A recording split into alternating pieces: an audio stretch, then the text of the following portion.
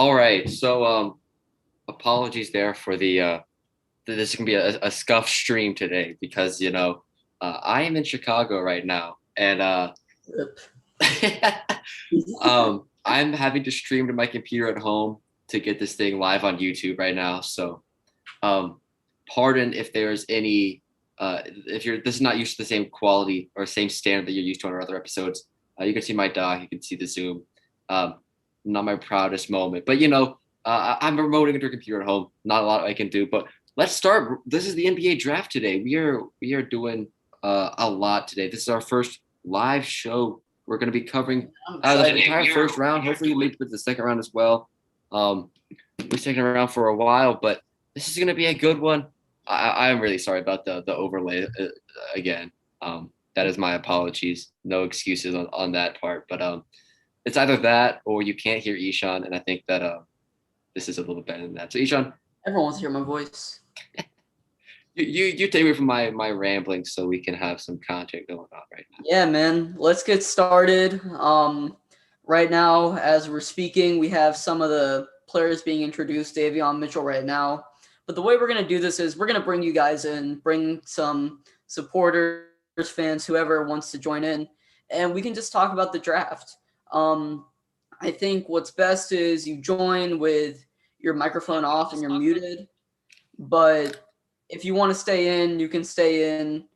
Just obviously don't really hold out too much. But this is going to be just a fun experience for us to interact with you guys. And I don't know about you, man, but besides the finals, the draft is my favorite time of the year. So let's get into it. I think we have some people that have been waiting patiently in the waiting room. If you want to bring them in. I'll bring them in one by one. So welcome to Triple Threat.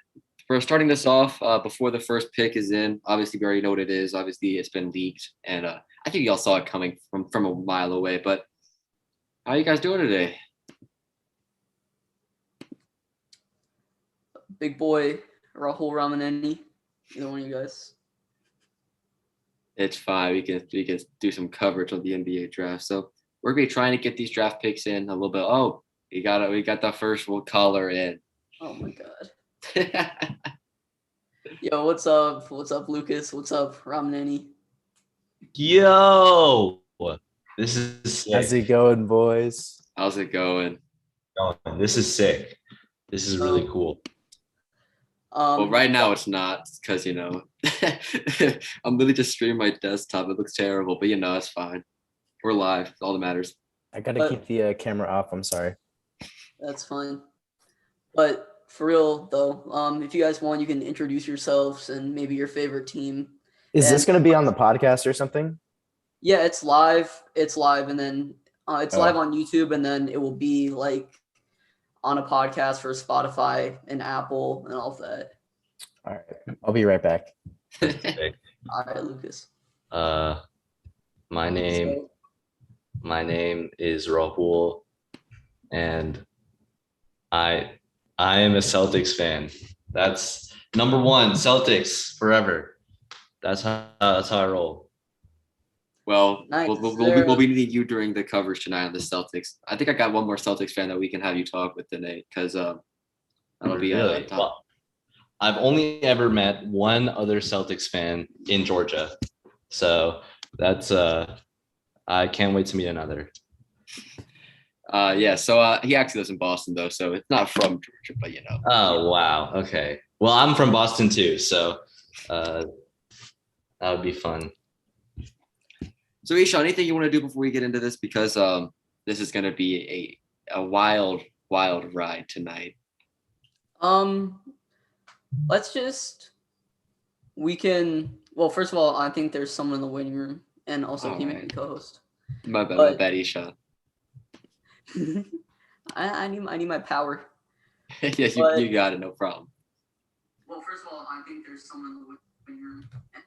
Okay, but in all seriousness, I think I'm really excited for the draft as a whole. There are a lot of prospects that I like, and I think this is one of the best drafts in recent memory. I think Jalen Green is a top prospect. That's probably my favorite. And then guys like Cade Cunningham, Evan Mobley, Jalen Suggs are all really good. No virtual backgrounds, Mr. Ramneni. No, that's fine as long as it's Man, what? appropriate. This is just objectively not one of the best draft classes in the past few years. Yeah, I It- would have to disagree with that as well. I'm with Noah. Look back on recent years, and you had ridiculous talents like Luca coming out of Europe, dudes who just spot up from the half court line like Trey, and coming out of what was that 2018 when you had 2018 was good, but like 19 and 20, I feel like this draft class can be a little bit better. You have like Cade, Green, Suggs, and Mobley. Those Suggs four being all good. have all-star potential. And then I think mainly the big selling point of this draft is the depth in the guard positions. yeah, exactly, the depth. There There are is a lot just so of- much talent in the guards, and with being such a backcourt heavy league, I really think that you can get a quality player at pick 17 or pick 20 in this year's draft. I just think there's a lot of depth this year and just a lot of unknowns. So I feel like this could be a really, really interesting draft towards the end of the first round. Yeah, I won't deny that there's ridiculous raw talent in this draft, but that's what I feel like it is. I feel like it's a lot of raw talent. Like a lot of it's undeveloped. Like Jalen Green, I mean, I don't know, the G League's questionable, but like tons of athletic potential, all that. Kuminga, like just doesn't feel like they're like completely full-rounded players yet. Cade is the closest thing I see to it. Yeah, Noah and I had a conversation about that yesterday, actually, with Jalen Green. Because like there's no doubt that he's like one of the most talented players we've seen in a minute. But how is that talent going to translate into the NBA is a big question mark. Yeah, I totally agree. Those things are just very. I mean, in a year like this, I hate to be that cop-out answer, but this year definitely feels like that raw talent, and I feel like that makes the intrigue. There's no number one pick like Zion, or I mean, he wasn't number one pick, but there isn't a prospect like Luka or Zion or John this year's draft. Cade is the consensus one, but he has some flaws to his game, and he's definitely not a surefire prospect. So I think that this draft class brings a lot of intrigue, and it is very, as someone who watched a lot of film on these players, has been one of my favorite draft classes. I don't know if it'll be the best, but it'll definitely be one that's one to watch. Yeah, Yeah. this is definitely my favorite. And I think 'Cause just a lot of these guys we kind of watched grow up through high school, and we've seen their pathway from high school to the league. Like Cade Cunningham and the whole Montverde team, they've been in the spotlight for years. And then I know Jalen Green was with Prolific, and seeing these guys kind of improve over time and finally make their way to the league is exciting to see. And I think there is a lot of raw talent, but there's also a lot of upside. If Jalen Green lives up to the hype, we could be talking about one of the best scorers in the NBA. If Jalen Suggs lives up to the hype, we can be talking about one of the best playmakers. And if like Mobley lives up to the hype, we'll be talking about a defensive player of the year candidate on a yearly basis. Thanks. So Yeah, is there a particular You go. prospect, Noah or Lucas, that you guys are fascinated about, or one that you guys are really like a big fan of? I'll tell you one I'm fascinated about, and that's Jalen Suggs, because going into the NCAA season, like there was definitely a lot of hype about him. And I'm not going to say he disappointed me, but let's just say I've never been a fan of Gonzaga's schedule. Ishan knows that I complain about that all the time. Yeah. And I thought Suggs, compared to like what he was hyped up to be, was a bit disappointing. And like I'm very interested to see how his game will translate in the NBA. Yeah, he definitely has a lot of physical tools, the athleticism, the strength, the speed, and he has good intangibles. I know you've probably heard this a million times. A lot of that stemming from his football days as a quarterback and defensive back. But I feel like there are, as you said, some issues. He was a bit of an inconsistent shooter, and as a playmaker, he did like a lot of his damage in transition against some of the weaker teams, and he had a lot of talent around him, like Drew Timme and Corey Kispert, who are always in the right place at the right time. And Juliai, I wouldn't discount him. He's someone that could be a first Yeah, prospect. yeah. So there is a lot of talent around him, definitely a weaker schedule. And he was a great facilitator on a great team, but I feel like just sometimes his playmaking, like in the half court, and his shooting definitely limited his draft stock. But one thing that definitely helps out is that his defensive ability has been incredible to watch. His aptitude, his anticipation, all of that has been great. You can really see that skills coming from his quarterback, ability to read the field and understand what the opposing offense is looking for. So I think he's been exceptional on the defensive end, one of the better defensive players in this draft class. And I think while he's not as versatile, I think he can be a great man-to-man defender. So I think that's going to be one of his main selling points that's not often spoken about. Yeah, a lot of the point guards this year, whether it's Suggs or Jaden Springer or even Jared Butler, have potential to be really good on ball, one-on-one, maybe like one positional kind of defenders. So they're not going to be guys like Scotty Barnes even that can guard the 1 through 4, but they'll do a good job tenaciously guarding the point guard or maybe even the shooting guard. Yeah, they'll be great at their assignment, is for sure. Yeah, exactly. Noah, what about you? One prospect. What? I was one prospect that impresses me. Yeah. Or one prospect that's intriguing to you. Jalen Green. Jalen Green. That man is ridiculous. Oh, that's. I mean, he's so ridiculous. He got cut out of the Zoom. Yeah, he'll come back though. Yeah. What do you I like? guess I'll go. Someone who's fascinated me. I think Ishan knows where I'm going with this one. It's going to be Corey Kispert. He's been one of my favorite players in this draft class. Something that I look at just evaluating prospects is I love a good 3-point shooter because no matter how good the rest of your skills is, there's always a spot in the league for you for 15 years if you can shoot the ball well. And Corey Kispert does that at an extreme level, but he's also he's just a great basketball player as well. He's 6'7". He's got great size and frame. He's a tenacious defender.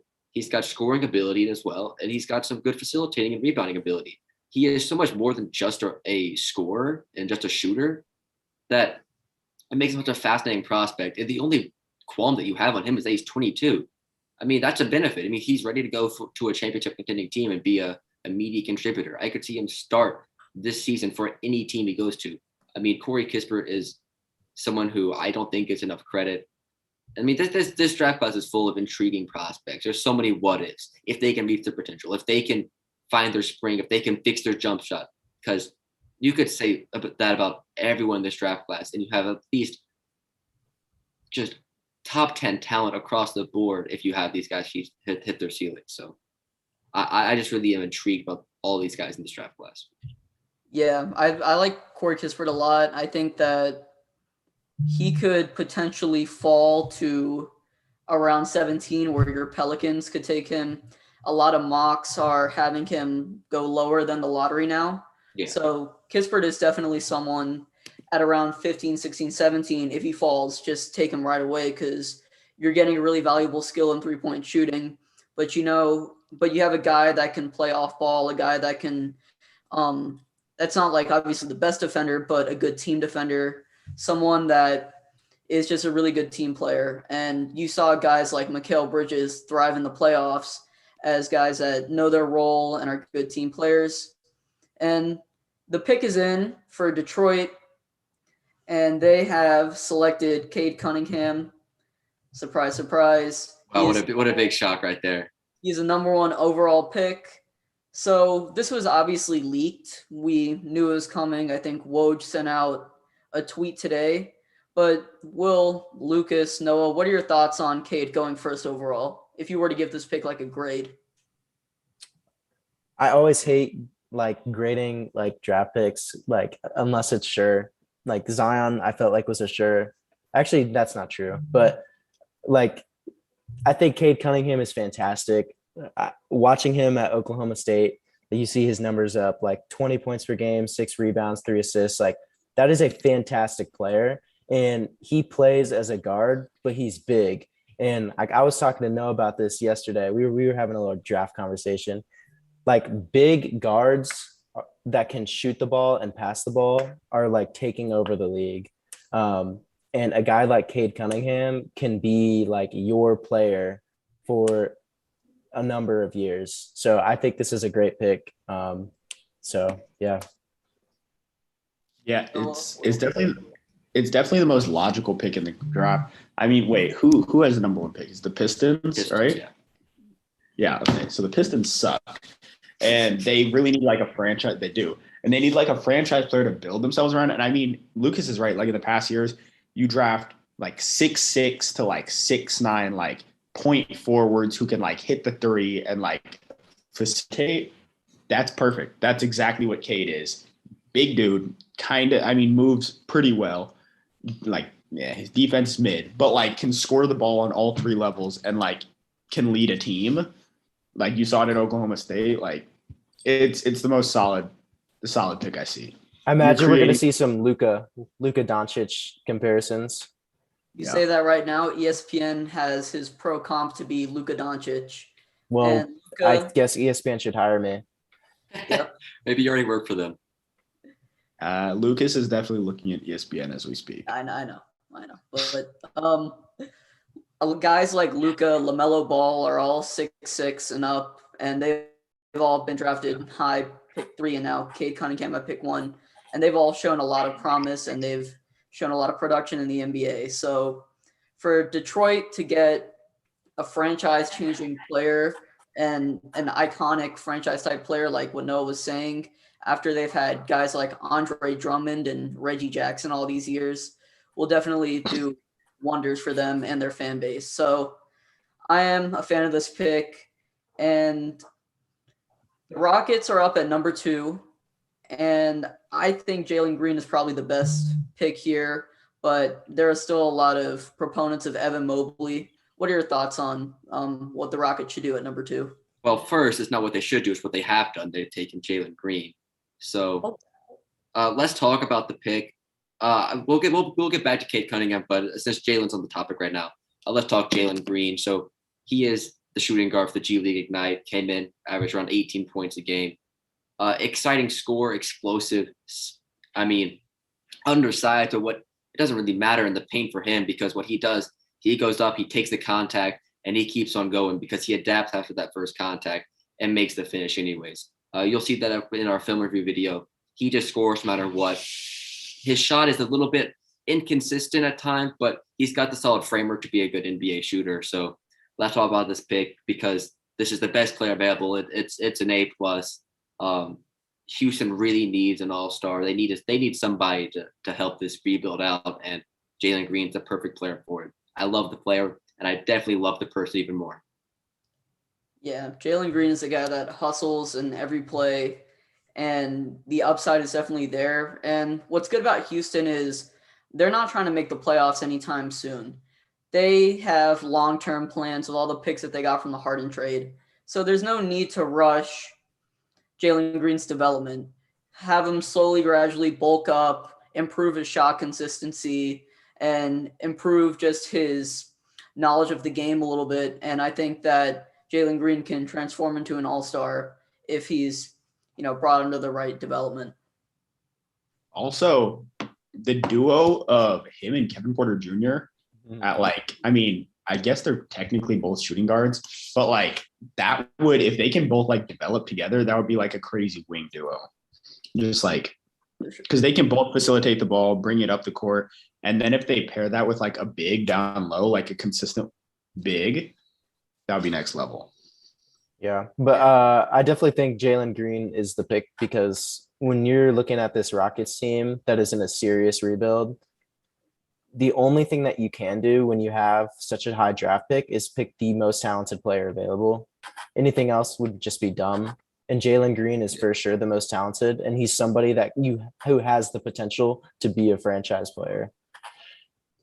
Yeah, You pick him now for his talent, and then you let it build over the years as you formulate your team. You're not worried about fit because nobody on your team is set in stone. Yeah, there is no scheme, so fit doesn't matter.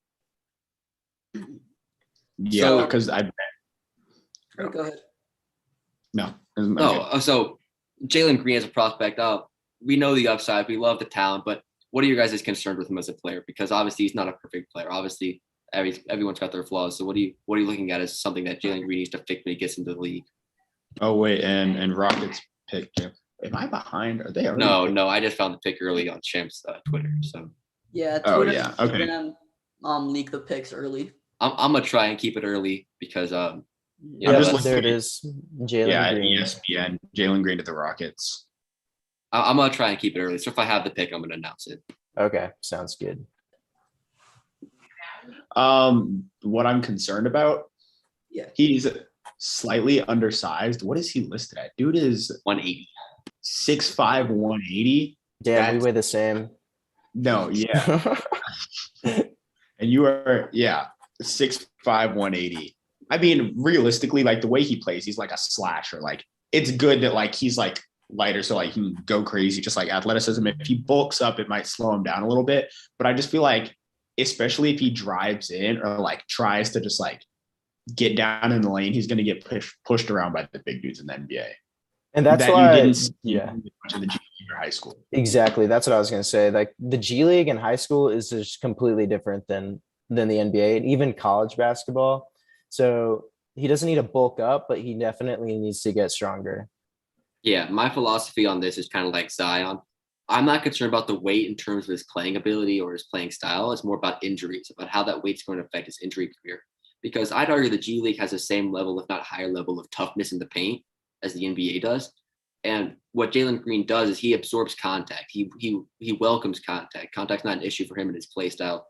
The only reason I see his weight coming in to be an issue is in terms of an injury concern. So the thing that I worry about with him is his ability to make a mid-range shot, because that's something that he hasn't really had to his game. He's got a solid three-point shot. It projects to be a good NBA shot, around 38% for the projected NBA three-point shot. But his mid-range game needs to be elite, because if he can add that into his arsenal, defenders will have no idea what to do, because his first step is so lethal that he can get by any defender immediately. And if he can bring a second of hesitation in with a mid-range shot that's capable, he can be a elite scorer, 25 plus points a game kind of guy. So that's what I really want to see him develop when he gets to the league. Yeah, for sure. I think that I really do like the duo of Kevin Porter and Jalen Green, as Noah mentioned. And if they're able to coexist, that'll be great. Obviously, John Wall is nowhere near the long-term plans, and I don't even know if Christian Wood is. So getting a nice kind of defensive-minded big to pair with them, and then getting some kind of facilitating point guard or some kind of facilitating player, whether it's at the guard or the forward, just to create opportunities for Porter and Green on the wing will definitely go a long way. Because when Green takes that first step and he drives in, it's really hard to stop him. He has an amazing finishing package. He can jump out the gym. He's obviously a great dunker, very explosive. But when he takes that first step and gets low, it's just really – it was really hard for G League defenders, guys that have even played in the NBA before and have had solid rotational minutes, to stop him. So there's a lot of untapped potential. Hopefully Houston can really tap into it and get an all-star out of it. And then just lastly, something that I thought about defensive potential, because at his position, I mean, no, he's well sized, 6'5" at the shooting guard, but he kind of plays like a two-way guard. And he's like lanky, long arms. If he could take advantage of like his length and become like an elite defender, like especially like a man-to-man defender, that would just like elevate his game to a next level. Because like right now, when I see him on defense, he's like average, if slightly subpar. I mean, that's what I love about his defensive potential. He is so quick. His closeout ability is spectacular. He can thrive in a man in his zone. His on-bound defense is really solid with his rotation, with his feet and his quick lateral movement. But let's not stall on this pick too much, because number 3 is in. The Cleveland Cavs are selecting Evan Mobley. No surprises here. The only concern this really raises is what's the future of Jared Allen. This probably means they're going to let him walk this offseason. So let's talk about the pick. Evan Mobley going to Cleveland. Yeah, I'm a big fan of this pick here because I believe Jared Allen is restricted, and he's definitely proven himself to get some good money, but I don't think that Cleveland should necessarily pay him. Mobley is he is something else when it comes to his frame and his size. I think he's 7'1", 7'2", with a 7'8" wingspan, but he has the coordination of a much smaller big man, and he even showed glimpses as a ball handler and kind of a transition passer and passer from the post, like what we've seen out of Bam Adebayo or Domantas Sabonis.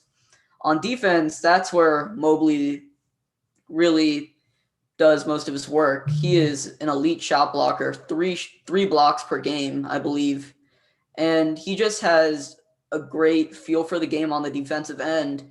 And that coordination, some of that lateral quickness allows him to play on the perimeter. We saw on multiple occasions Mobley guarding some Pac-12 guards, and he did a good job of them. Like, he did a good job with it. He was able to stay with them, and there were a lot of times where he was blocking jump shots. So I think Mobley is definitely the future as Cleveland's next big.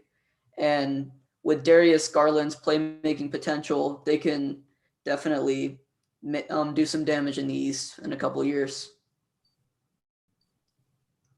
And it's been official. The Wizards have officially traded Westbrook to the Lakers. So that They is did. no longer a rumor. It is Oh set my in God. stone. The Wizards have traded Russell Westbrook, a second-round pick, and a 2028 second-round pick to the Lakers for Kuzma, KCP, Montrez, and the 22 pick tonight. Lucas, why don't you like that? Because I want CP3 to win a ring, bro. I thought they were going to give him the if CP3 would have Oh gone. my God. I also feel like CP3 is a slightly better fit than Westbrook. He That's is. not even unquestioned. Bro. That's not even that close. Yeah. Oh my God. Westbrook, LeBron, and AD. Dude, that just doesn't work in my head. Yeah. And No, there's there's no spacing. They really need to bring somebody in, and they could have used that 22nd pick tonight on somebody like a Trey Murphy or Exactly. maybe a Wise Camp, someone that can really space the floor for them. But they're gonna have to address that through free agency. So let's talk about Mobley a little bit more. He's kind of the ideal modern big. He is someone who's 7 foot but mobile and can really operate in a pace and space offense. His rebounding ability is spectacular, and he's got a very solid post move. I mean, this is kind of like a DeAndre Ayton pick a couple of years ago. It's not sexy, it's not stylish, but it's going to get the job done. It'll be a great centerpiece to any rebuild.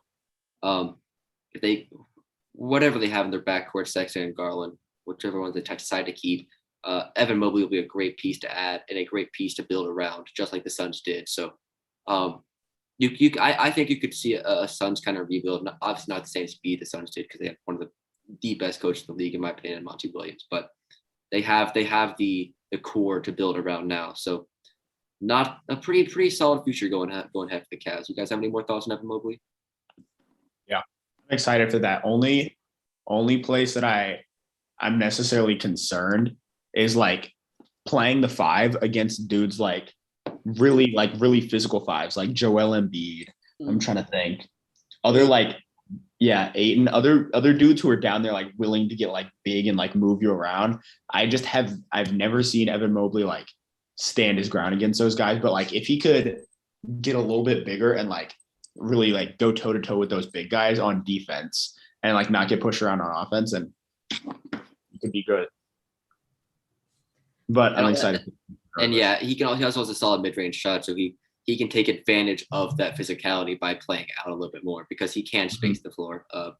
Not to a huge extent, but definitely significantly. So I think that he can fit as well. He is undersized for being 7 foot, but I think that he is very ideal, and that does definitely help his mobility. So you can beat those big guys like Embiid, like Ayton, by running a more pace oriented offense like that. Yeah, especially in the pick and roll where you have to move, where you can move around the big man up top. So definitely using mobility to your advantage. I think you could definitely scheme an offense around mobility. Yeah, if the Cavs like make sure their like level play is like fast paced and try to use the pick and roll a lot, like the Suns did throughout the playoffs with like Ayton, then that would be great because you get Mobley to move around on slower dudes, slower bigs, and then it uses it to your advantage. It's facts. Yeah. Okay. Who is? We got a new participant in the call, so Gonna guess this is Rahul Ramaneni. I'm 99% sure it's Rahul Ramaneni. What? I'm 99% sure it's Rahul Ramaneni. But yeah, I'm a fan of the Mobley trade or Mobley pick, but a little bit more on the Westbrook trade. Lucas mentioned this. I'm not really loving the fit here. You know, Westbrook is definitely a good. Oh, Ishan, I'm sorry. With the 4th overall pick, Toronto is selecting Scotty Barnes. Whoa. Wow. Oh, that's that is the first shocker of the night going on. So I'll let you guys take this one first because Ishan knows I got some opinion on Scotty Barnes. Yeah, so basically, I think what this means is Siakam has played his last game in Toronto. For He's sure. a guy that's been on the trade block for a while, and I think his time is up. His trade value is at its lowest, but he's still a talented player. And there are a lot of teams. I think Golden State, in my opinion, is a really good fit for him that can utilize Siakam's skill set. But a little bit on Barnes. I I was expecting Jalen Suggs here, and I think all four of us were as well. But Barnes is definitely one of my favorite prospects in the class. He is a versatile, multi-positional defender, a guy that is 6'8", I believe, with a 7'1", 7'2" wingspan that can guards, fours, just the whole 1 through 4, and even some smaller fives. Now he is still very raw. His jump shot needs a lot of work. He shot like 27% from three, and I think in the 60s from the free throw line. So definitely not some good numbers. But on offense, he does bring good 60s. playmaking as just like a transition playmaker. And I do one thing that kind of goes under the radar that I really like about Barnes is his work ethic. He is a guy that is in the gym all the time, always driving to get better. He plays with a lot of energy. He has a really good motor, and he just loves working. And I think that was evident in his jump shot because in college, his feet were planted his feet were planted. He was kind of squared to the basket, and he shot a really slow jumper. But in some of the draft workouts and some of the training videos that I saw recently, he sped up his release. He's shooting more on the balls of his feet. He's really improved his jumper and his whole. Oh wow! Look at Scotty Barnes and Jalen Green going at it. Never mind, but that was fun. But he's really improved his whole form and everything. So I think that Barnes can be an effective player in the NBA, especially in Toronto's good development system. Yeah, no, I think Scotty is a very developmental player. I think 4 is a little bit too high for him. Personally, I thought 5 and 6 and 7 were too high for him personally. Yes, you love the versatility, you love the skills that he has as a player, but he hasn't demonstrated an ability on the offensive end to be worth this high of a pick. And to be honest, his defensive ability has been overwhelmed by just the versatility, the idea of that versatility, because I think that people are enamored of what he can be rather than what he has been so far.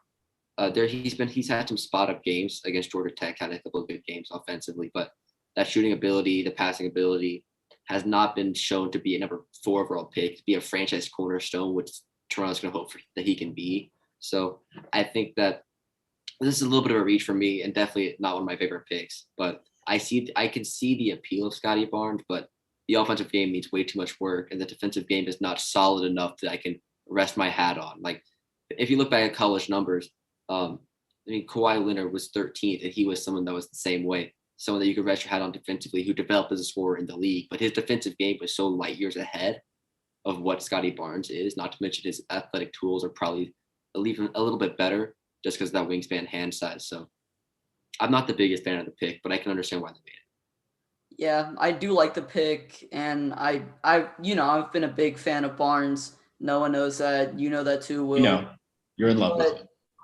I think at least in Toronto, he's gonna have a fairly defined role, starting off on the bench and kind of working his way into the rotation. And that's a really good player development system. We've seen guys undrafted like Fred VanVleet come out to be borderline all-star players. So I think that the physical tools are definitely there. He has a great work ethic, a great teammate, and he has a good feel for the game too. So I am a fan.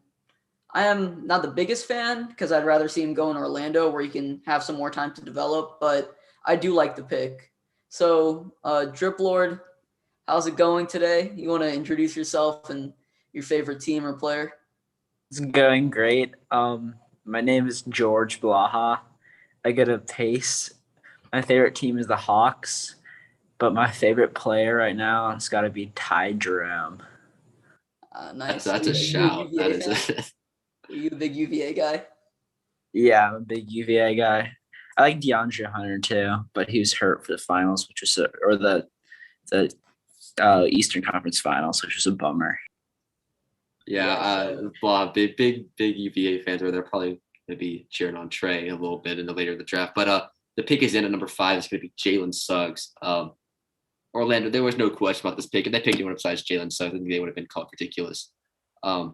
This is one of my favorite picks of the draft already. Just the value you get at number 5 for someone who's played at a very high level throughout his college career. Maybe not to the heights some people anticipated, but defensive ability, scoring ability, less so shooting, but his shot mechanics is all right that I can anticipate him being a good NBA shooter. But very solid throughout. 14 points a game, 5 rebounds, 4.5 assists. The playmaking there, and not to mention the 2 steals a game. So I love this pick. Orlando needed somebody at the 2 guard, and they got arguably one of the better 2 guards in this draft class. Yeah, Orlando has needed a guard for a long, long time, and they finally embraced the rebuild. So Suggs will be that one kind of cornerstone guy that they can rely on throughout the rebuild. And there's definitely talent on the team, a lot of young talent. You have Wendell Carter, you have Jonathan Isaac, you have Chuma Okeke, you have guys like that. Cole. Yeah. Cole Anthony, yeah. But it's good. I really do like the backcourt of Cole Anthony and Jalen Suggs. I think they'll definitely have some growing pains because both of them are pretty athletic, but I haven't really seen a consistent shot out of either one of them. But together, they're definitely an upgrade over Markelle Fultz and DJ Augustin, whoever their other guard was. So Daniel Wood, wow, we're getting the old fantasy football gang back together. But Daniel Wood, you want to introduce yourself, maybe your favorite player or team, something like that, just to the podcast? I'm not happy that Jalen Suggs did not get taken to the Raptors. Oh, we got a big Gonzaga fan here. Yeah, we're just talking. Do you like this? So you said you like the Magic over the Raptors. I couldn't quite hear you there. For Suggs. No, I do not like the Magic. The Magic is where people go to rot and die. He's not wrong. He's not wrong. The Magic suck. They're definitely All one the of the people more was forgettable there, and he franchises. was dreadful. So Yeah, we had so much hype for Mo Bamba, for example. They had a whole song after him, but he has definitely been a bust in Orlando. But I think that there's some potential there. Orlando is where you go to be a bust. It really is. yeah, we were all saying this before the draft that Suggs to Toronto was a perfect fit, and that we all loved that situation for Suggs. So Yeah.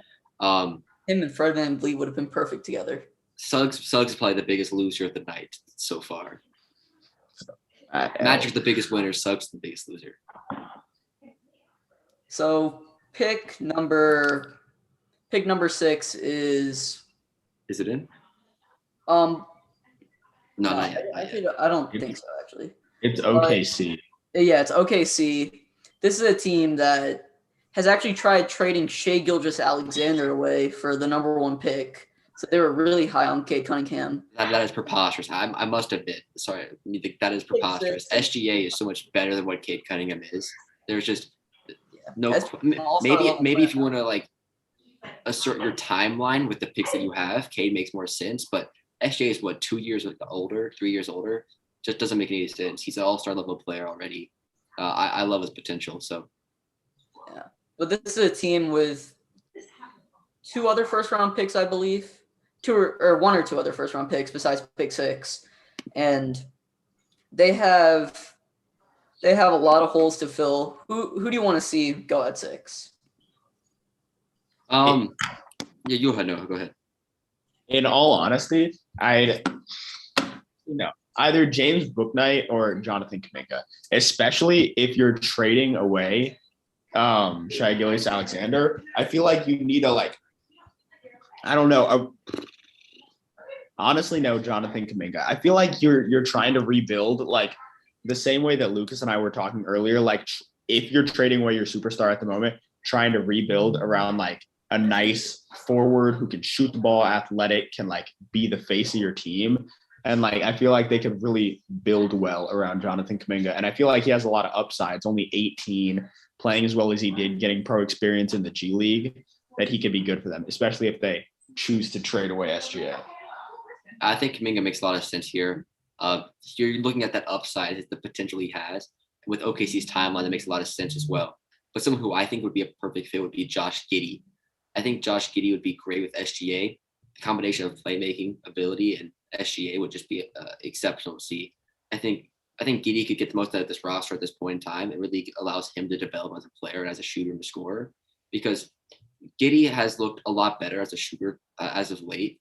I think he's really maturing as an offensive scorer, but not to mention his rebounding and playmaking ability are off the charts. I'd argue that Josh Giddey's probably the best playmaker in this draft class. I love his playmaking ability. I love what he can do. We've already seen him play at the international level for both Australia and at the Australian League. So I think this would be a perfect fit here. Yeah, I'm a fan of Giddey. And I think whoever goes to OKC is not in a bad situation, because OKC will only trade Shai Gilgeous-Alexander if they got like the number 1 pick, which would be Cade, in return. I think in any normal situation, Shai will be on the team unless he grows unhappy. So And I think what might make him grow unhappy is him hearing himself in trade rumors for Cade Cunningham. That's true. He could definitely grow unhappy because of that. But I think this team there's obviously a very more of a long-term timeline. You can wait a couple of years. You have the time to really develop your game. You're not rushed into a contender. And then you have a very good player development system too. You saw guys like Moses Brown, Theo Maledon. These were all second-round picks, undrafted players, and they panned out to be just fine as good role players. And Shai Gilgeous-Alexander really took the jump from promising player to all-star level player in OKC. So I really do like Sam Presti as a GM. I think that this team has a great player development system, and there is a lot of potential to whoever gets picked here. So we have one guy joining us, Hunter Wanamaker, big OKC Thunder fan. I'm just Perfect timing. Admitting him. So Hunter, once you connect, we'd love to hear your thoughts. Hunter. I'm always wait. We can hear. What's good, Man? up? Nothing much. Bro, who are the Thunder picking? Let's hear it. So we have some people saying Kuminga, some people. I'm saying Kuminga. Is that your like ideal preference, or just what you think's gonna happen? Well, I wanted Suggs, but we got to pick. The pick is Daniel. Hey, should have picked right now. Ishan. Guess who it is? Who is it? It's Josh Giddey. Oh wow! Now I love this pick. I was saying that I think this would be the perfect fit here. Obviously, it's a little bit of a reach if you look at the consensus value, but this is where I have Giddey ranked as a sixth-best prospect in this class. So I think this is a great pick for them. So I love this pick. I know you guys may disagree, so I want to hear your thoughts on this. Hunter's thoughts would probably be the most fun to hear at this point. Looking at the face, I'm not too sure if he's happy right now. I mean, I haven't been following much. I just kind of know the big names, but I'll take your word for it, I guess. I think Franz Wagner's a good pick. I like Franz Wagner too, but I don't know about 6. Definitely has higher upside. I just need someone to pick up Kuminga. He is the most talented left in the draft right now. I really thought we'd get him. Talent is definitely number one, but the probability he hits that upside, just what we saw in the G League, he showed flashes, but the flashes weren't consistent enough for me to bank my franchise on. I wouldn't waste I wouldn't say waste, but I wouldn't use a top 6 pick on him just purely because he hasn't shown it enough, any consistency, and the high level flashes are not as high as you'd expect. He's more of a tools guy than a performance guy at this point. Yeah, I also really like James Bouknight here too.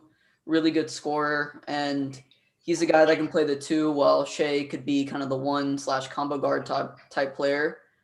Oh, see you, Noah. But I think Giddy.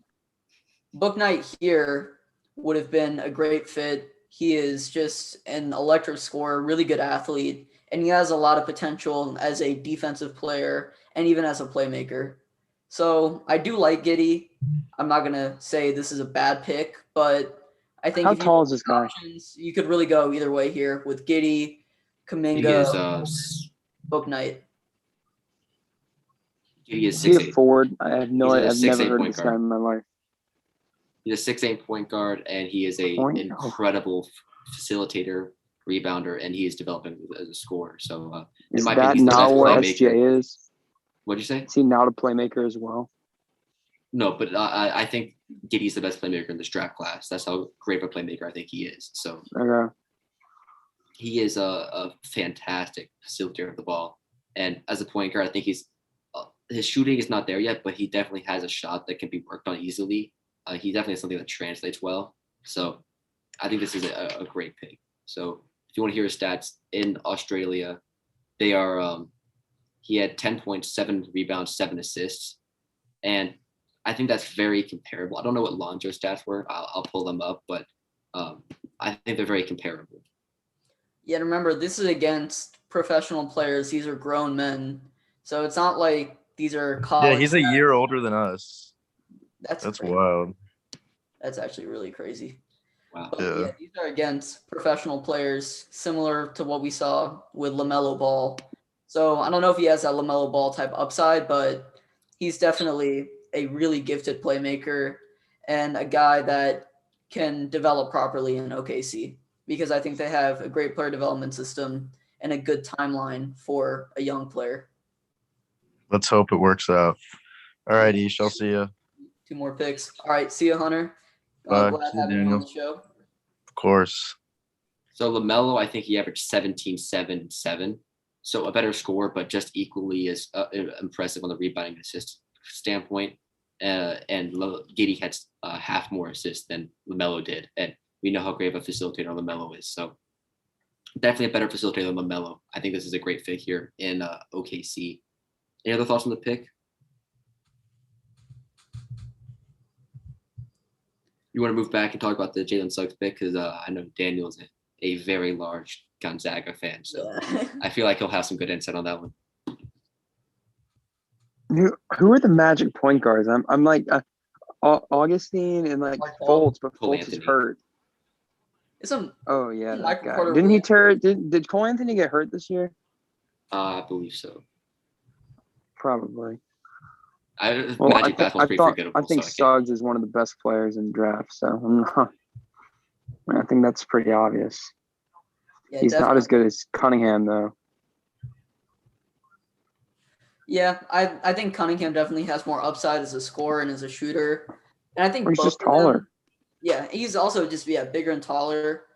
But I think for both of them, one thing that I've noticed is a lot of their playmaking comes in transition. And I know you're a big Drew Timme fan. So I kind of like the analogy for me is Drew Timme and Corey Kispert were like route running wide receivers, guys that knew how to get to their spot quickly and effectively. And Suggs was the quarterback in transition. And that's great and all, but it didn't really show off Suggs' true playmaking ability, a guy that can make plays in the half court or make plays when, he doesn't have an adequate team around him or when something is broken down. So I'd like to see a little bit more of that from Suggs. And same thing goes with Cunningham. A lot of his playmaking came in transition. You can say the same things about Barnes, so many guys. But this is why I'm really high on Josh Giddey, definitely the best half-court playmaker in the draft. And that's why I'm high on Sharif Cooper too, who I think is just as good of a playmaker as Giddey. All right, the pick is in at number 7. Golden State is taking Jonathan Kuminga.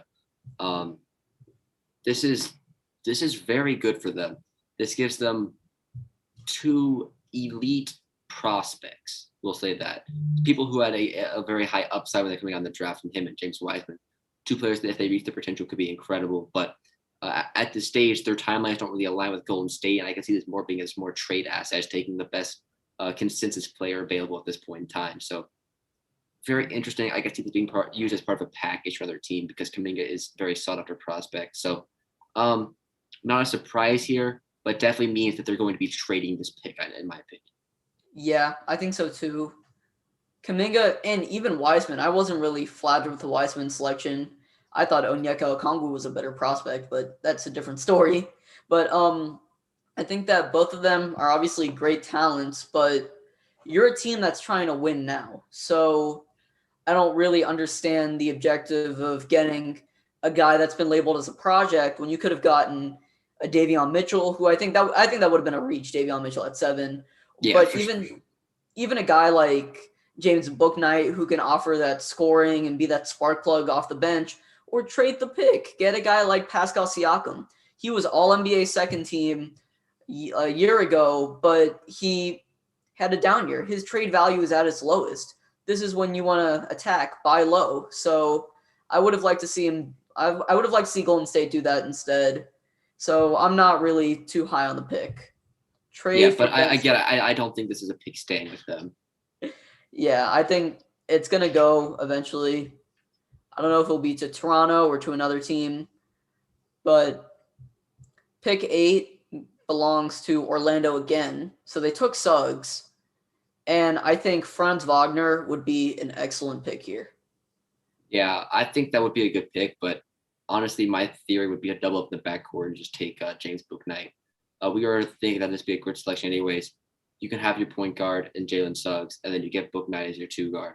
I think that'd be a really fascinating combo just to see the scoring ability of Bouknight and just the overall ability of Jalen Suggs. So I think that'd be a really interesting combo to see here. But again, Franz Wagner would be a solid pick here.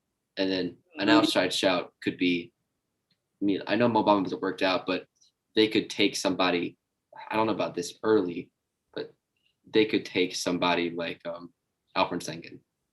Yeah, Sengun, or even I think Kai Jones would be a little bit of a reach. Welcome back, Noah. But I think personally here, I'm going with Giddy or Wagner at 8. If you just are not Giddy, I mean Moody or Wagner at 8. I think Moody has a lot of upside.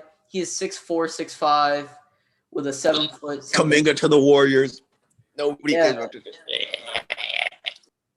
I think he's getting traded. I do as well. No way this aligns with the timeline. So let's go. I have a question about Franz. Okay. He seems like a guy who can only shoot threes, and he just seems very slow. Watching Michigan this year, he didn't seem super good. I was surprised he's projected this high. Can you explain? Ishan, I'll go after you. So I think he's definitely a good 3-point shooter, but if you're looking for a guy that can play winning basketball, one skill is being able to play off the ball. So being able to be in your spots, be ready, and create when the ball is not in your hands. And Franz Wagner did that very well.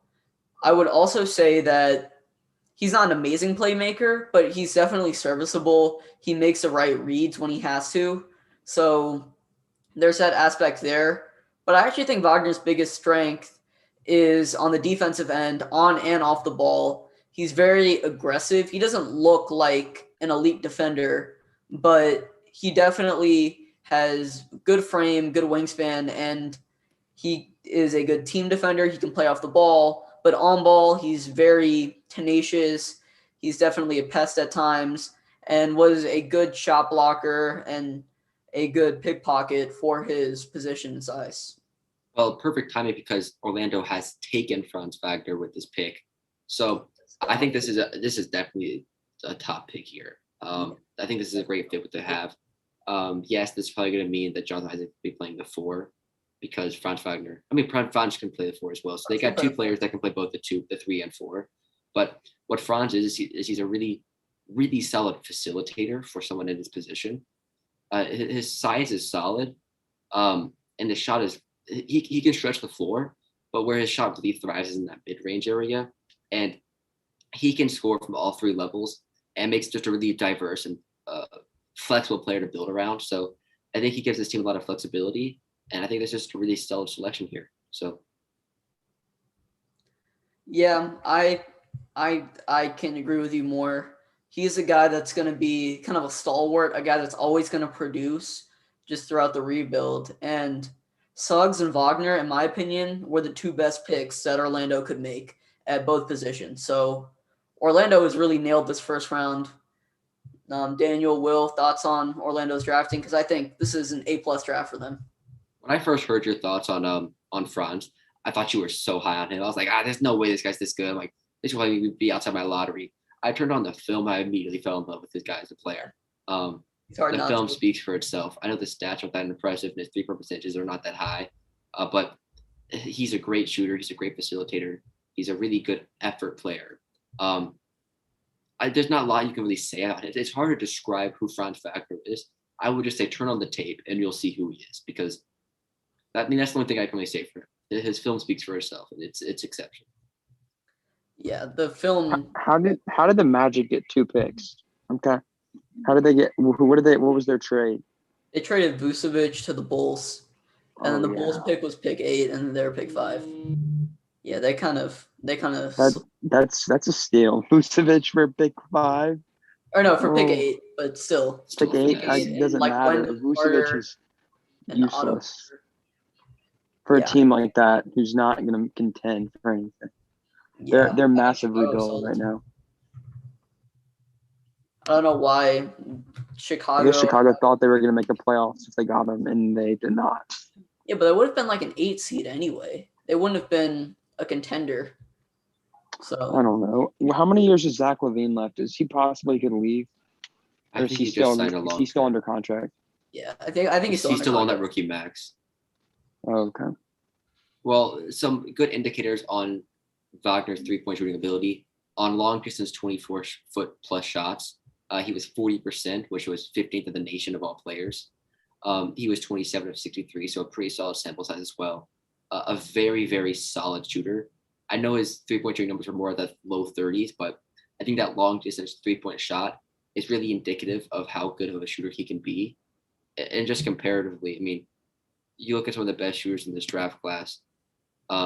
Corey Kisper's at 41%, so he is just right there on those long distance threes. So he's a very good stretch forward, and I think he fits in this offense really well.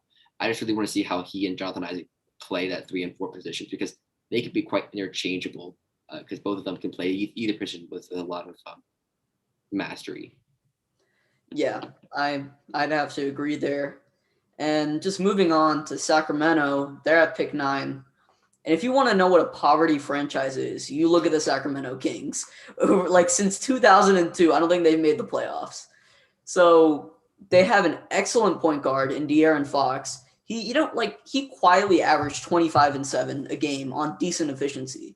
So Fox is definitely all-star caliber player and your go-to guy, the point guard. Tyrese Halliburton, absolute steal at the other guard spot. And then you have,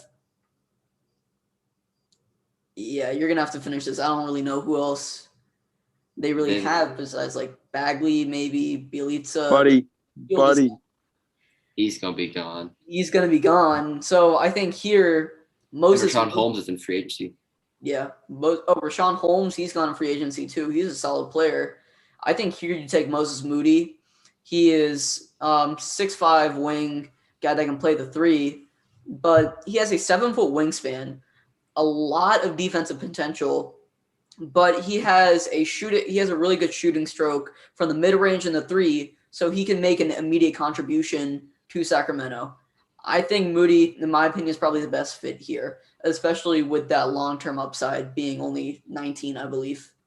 Yeah, no, this was a spot that I was hoping I'd see Jonathan Kuminga in. I think this is a much better fit than Golden State for him. Mm-hmm. And for what this draft class is, it's a great guard draft class. It's great in the backcourt, but the wing depth is really lacking in this lottery.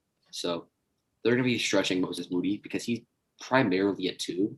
He can play the 3. So I feel like this is a harm to them because they already have such a great backcourt. They're going to keep Buddy. They already have Tyrese, they have De'Aaron. So putting a 2 and playing him at the 3 wouldn't be my favorite thing to do, but is definitely the best thing they can do. Also, trading back would be a good option because there's a lot of better players. Like they could take a Kai Jones or Usman Garuba later in this draft, or even like an Isaiah Jackson, something like that, to help out their front court. So not a great situation they've gotten themselves in so far in this draft, especially Franz and Kuminga taken off the board. I think Franz and Kuminga would have been perfect fits here. Jalen Johnson would be an interesting fit here. Jalen, I was just about to say that because trading back maybe and getting Jalen Johnson, who has a lot of great physical tools, has shown some good production, but has a lot to be desired, could be interesting here. But it's kind of an L for Jalen Johnson because the Kings have swung and missed on like 90% of their lottery picks. They are terrible at developing players. So I know like Halliburton, Fox, DeMarcus Cousins were great, but these are 3 out of 15, 16 picks here. So I'd love to see Moody or even Jalen Johnson at this pick, but I think Moody is probably a little bit better just because there's something to work with at least. Jalen Johnson, you're getting more of a project. Well, the pick is in, and it is Davion Mitchell. So I don't understand this pick at all. A very undersized point guard. I love Davion Mitchell, but this makes no sense here at all. Picking somebody who is it a best player available kind of deal? He's a good player. Like he's I don't even think he's the best player available. He's not the best player available. What about Book Knight then? He hasn't been taken, has he? No. Okay, yeah, that's what I thought. Okay. But yes, Davion is probably a top 14 player. He's definitely in the lottery, but a 6'1" point guard, a tenacious defender, a solid scorer, great shooter. He is a good shooter. He shot 64%. There's a little bit. I mean, like he shot what 44 from three. He shot 44 from the 3, but that was one season. And he shot like 66 from the free throw line. So that is true. That's a better indicator. It's a little suspect. The accuracy wasn't perfect on his 3-point shot from watching his film, but he hit him, which was probably the most important thing. So I can see him regressing down to maybe a 38% shooter, but still very solid. Decent playmaker, but I don't understand this fit at all. Me neither. They needed a forward. They needed someone in the backcourt. This definitely means Buddy's gone. They're going to be losing that value on Buddy, and Fox and Halliburton are already in the point guard spots. So I don't know where to be playing Davion. He's not going to play the 2 effectively. I mean, he can because he's a solid shooter, but he's not going to be playing the 3 at all. So for someone 6'1", he needs to be playing the 1, and you've already got 2 wonders on this team. So yeah, I think Mitchell is more of a combo guard. There wasn't really a defined point guard at Baylor. It was either him or Jared Butler, and they shared the floor a lot together. But he was he was definitely the point guard. He was definitely the primary point guard, but like he can play a little bit of shooting guard. That doesn't worry me as much as but that's in college though. I mean, 6'1" shooting guards don't really exist. Yeah, there's no way he can be. He's not going to be able to guard guys like Franz Wagner. Franz can play a better shooting guard than this idiot. That's not the worst. Although he destroyed Gonzaga, so I shouldn't be talking. This guy was an absolute killer. He was a killer. But Halliburton is 6'5". He can play the shooting guard, definitely. He has that potential there, and he's a very lengthy guard too. He's a very lengthy, rangy guard. He can definitely play shooting guard. You don't need Davion Mitchell here, and there's no way that you're gonna put Halliburton on the bench. Or Davion on the bench. Davion goes on bench. Yeah, so Davion goes on the bench, but your team with so many holes to fill. You don't draft a 6-man. You don't draft. Yeah, exactly. You don't draft a 6-man when your small forward, power forward, and center are all up for grabs, and you haven't made the playoffs in almost 20 years. Harrison Barnes on this team still. He actually is. Yeah, they just signed him up. He is. But it's Harrison Barnes, dude. Like that should not be your long-term piece at either forward position. Now what's upsetting is that this is the 10th pick up here, and James Book Knight is still on the board, and this was the Pelicans' old selection. So very disappointing to see this happen, but this would be the perfect pick for Memphis.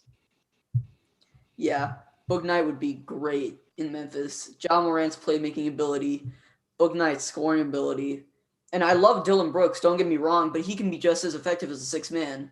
Book Knight as your starting 2 guard with Morant, that's going to be tough to stop. Really tough to start. Really tough to stop.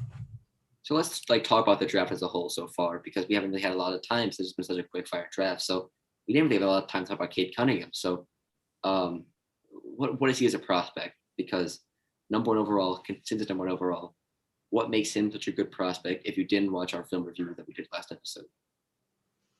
So I think number one, he's been projected as the number one overall pick for the 2021 draft since I want to say his like the beginning of the senior year in high school. It was him or Jalen Green, obviously. Jalen Green was the consensus number one in high school.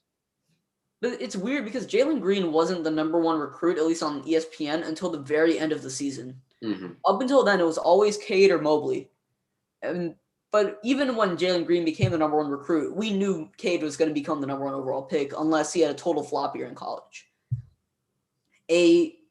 Everyone is obsessed with positionless basketball. Guys that have the size of a forward, size of the center, because size is ideal. You want good size, but can play the guard. Nikola Jokic, Luka Doncic, Giannis Antetokounmpo at times, and then even LaMelo Ball standing at 6'6". So you have all these guys that are big enough to play the 3 through 5, maybe not LaMelo, but are big enough to play at least a 2 or 3 that have point guard skills, whether it's playmaking, shooting, shot creation, and Cade has the potential to be elite at all three, whether it's shot creation for himself, his teammates, whether it's 3-point shooting or just regular playmaking for his teammates. He's got all of those tools that he has a lot of those tools right now, and he has a lot of potential. So I think Cunningham, with that whole trend in big guards, is definitely good. You didn't the mention peak is Ben in, Simmons so- when you were talking about point guards. Huh? Wait, what? Oh my gosh, who is this dude? Please enlighten me. So the Oh, Memphis Grizzlies have selected Zaire Williams from Stanford. dog. What do you think of this pick? Because I've watched a little bit of Zaire. I was very impressed with what I saw, but his offensive rating is just not good at all. His 3-point shot is very inconsistent. I mean, there's games where he puts it together, but a sub 30% shooter. I don't understand this pick. Someone who hasn't done it offensively at a high level yet or defensively. So he's had Tony games. Allen. So what He's do gonna you be think a of this Tony pick? Allen.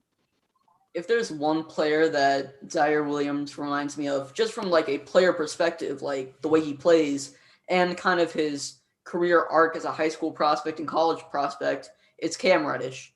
Both of them were top 10 recruits coming out of high school. Both were supposed to do big things at their respective schools, Duke and Stanford, and both flopped.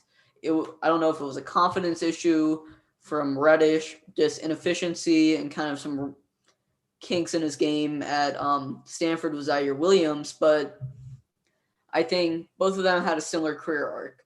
However, that doesn't mean that there's no potential. Reddish, during the draft process, had crazy measurables, was dripping with potential. And even in Atlanta, he showed flashes of an elite all-star player, but he hasn't put it together. And I think this is the same situation with Zaire Williams.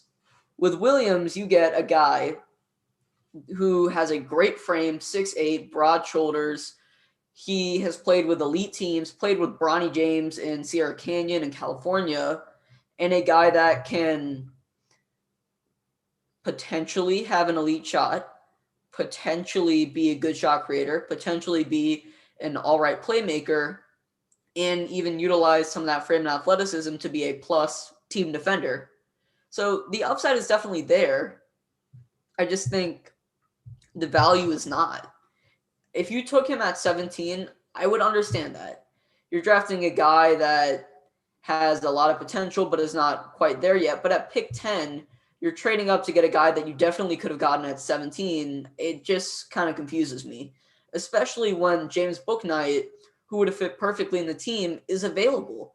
Like Memphis heading into the bubble was the 8 seed. This year, Memphis fought their way through the play-in and got to the 8 seed. They gave Utah a run for their money in game 1. So I think there are a lot of good pieces on this team. When Jaren Jackson gets healthy again, he's going to be perfect. He's going to be a perfect fit. And then when John Morant starts to develop a little bit more, he's going to be great too. And I think James Bouknight as your kind of go-to microwave scorer, because every team needs that. And let's be honest, Jackson and Morant are not really go-to score-first kind of guys. That I think that would have been the perfect fit. But Williams was the pick. He has upside, but I don't see him being the electric player that Bouknight would have been. So I think out of all the picks in the draft, I'm going to have to say that this one is probably my lowest initial grade. This one or Kuminga, but I'll probably give it to this one just because they traded up. Yeah, they traded up for somebody they could have gotten easily at 17. Now Zaire, the first time I watched him was that Alabama game where he was incredibly impressive in 8 rebounds, 3 assists, 19 points. He was exceptional in that game. He started off the season really well, but from February on, he was dreadful. Like his stat line from February on, 7.6 points, 9, 2, 12, 14, 2. Just, he really, really had a lot of, just didn't have the confidence at the end of the season. And his minutes decreased, his role decreased, his usage decreased, and he just, his shot was terrible at the end of the season. Like, he started off the season pretty well. He was 5 of 9 on his first shots and then just kind of fell off from there. But you can see the ability he has. Like the game against Washington, he had his triple-double game, 12, 10, and 12. I mean, he's put it together at times, but the flashes have been just that. They've been just flashes, and it's been disappointing to see his career. And this is not like a Cam Reddish pick in my opinion, because Cam Reddish was at least consistent, and there was an excuse from him. He was the third option, and he played a solid role as a third option. He just wasn't the first option people expected him to be. Yeah, and I think Williams also had some injury concerns throughout the season, so that was a bit of a red flag too. So when he was healthy, he wasn't at his best at times, and he was injured for a solid bit of the season. And Williams was a guy that I really liked. So just coming out of high school, this was a guy that I thought would be a pick, like fifth or sixth pick. His dad was in the Army, I believed, and their whole story was that they wanted Zaire to go to a school where he could be a basketball player and be a student. So he commits to Stanford, arguably the best school in the country academically, and he was supposed to be the guy that takes over the program and is that alpha dog, kind of like how Cade was to Oklahoma State, and lead them to some relevance, whether it's the NCAA tournament or a deep run in the Pac-12. But none of that happened. Definitely a disappointing season as the lead guy. So hopefully, I'm rooting for him. I really like him. Hopefully he gets his confidence back up and he improves on some of the fundamentals of the game. But I'm just not a huge fan of the pick. I would say Daniel's opinion, because I know this is going to be absolute. Or I just saw that. I don't know if you guys care about MLB, but Max Scherzer and Trey Turner just got traded to the Dodgers. Oh God. Same day visit. That's just really annoying. I hate the Dodgers and the Yankees so much. Bro. But we can get back to the Zaire Williams. Yeah, Zaire Williams. I think the Hornets. I don't know much about him. What about is Stanford? Do they still have that guy Terry? His last name. You know what I'm talking about? Tyrell Terry. He got drafted. Oh, okay. I like that guy. What about Oscar da Silva? I've heard of. I think he played there as well. I'm not sure. I didn't watch I am not well. I didn't watch Stanford basketball this year. Yeah, I didn't really watch. Were they any good this year? Was Stanford any good? No, they didn't even. They didn't make the tournament. I know that. Were they even in the Big 12 tournament? I mean, the Pac-12 tournament. Maybe, but they were. I don't think he played in the Big 12 tournament. Zaire. Yeah. Who is the guy from Turkey? Alperen Sengun. Yeah, who is that guy? Did he get drafted? No, he did. We'll talk about him after this pick, but Charlotte took James Bouknight at 11. Yeah. That is going to be fun in the backcourt to see. That is going to be a facilitator like LaMelo paired with him. Not to mention you got Hayward at 3. Yeah, he's going to push out Bridges and stuff like that, but I really like this pick. I think this is going to be a really fun pick for them. An elite scorer, microwave scorer, he can be a spark by any time. This is a great pick. I love this. Fell to 11. Perfect player for them. They needed to. Yeah. They also needed a 5, but Alperen Sengun was a little bit of a reach at that point. And Kai just Jones, in terms of the consensus board, I think Alfred's a top 10 player, but yeah. man, think I really like this pick. This is initial impressions, a top pick. Someone who averaged 19 points and 6 rebounds. Not a great facilitator, but that's what you have LaMelo for. So yeah, you got a perfect backcourt pairing. Yeah, you got a playmaking point guard that can do it all. Then you got your scorer. Does it remind you of a particular team that made the finals? But just kind of looking at this pick, they traded for Cody Zeller. So get this, they traded, I think, pick 57 for pick 37 and Cody Zeller to Detroit, I believe. So I don't know what was going on there, but Charlotte got their big man. Or no, not Cody Zeller, Mason Plumlee. That's who it was. Plumlee's not They already bad. had Zeller. Yeah, they already had Zeller. Plumlee's not bad. He can be a starting big man. And while I liked Kai Jones here, you just got to take James Bouknight when he's available, because we had no idea he would fall this low. Yes, let's talk about Alperen Sengun, as you asked. So he is a 7-foot player from Turkey and has the post moves of a prime Shaq. I mean, his post moves are beautiful. They are poetry in motion. He's got a deadly spin move in the post. He is silky smooth, but he is a little bit of a slower guy, so he's not going to really fit an NBA team perfectly. So not a prototypical big for the modern NBA, but he is developing a shot, and he shot all right. He shot 83% of the free throw line, which is a really good indicator. Yeah. And you really project his shot to get a lot better with more usage. But was the MVP of the Turkish league, was dominant as a 18-year-old in Turkey. So I really like Alperen Sengun. I think he'd be a great player. His rim protecting ability is solid, but he was the focal point of that Besiktas team, who was solid in Turkey. And he played well for the Turkish national team, was also one of their top scorers as well. Unfortunately, they didn't qualify for the Olympics, but he put in a good shift for them when he was called an international duty at 18 years old. So impressive. International MVP at 18 years old. Think about it. He's a year old. So that's pain. We could have been league bound, boys. But I think that Sengun is a perfect, like, old school big man. And the player that he kind of reminds me a lot of is Domantas Sabonis, another Gonzaga alum. Look at your face there, man. You got happy. I mean, Sabonis is insane.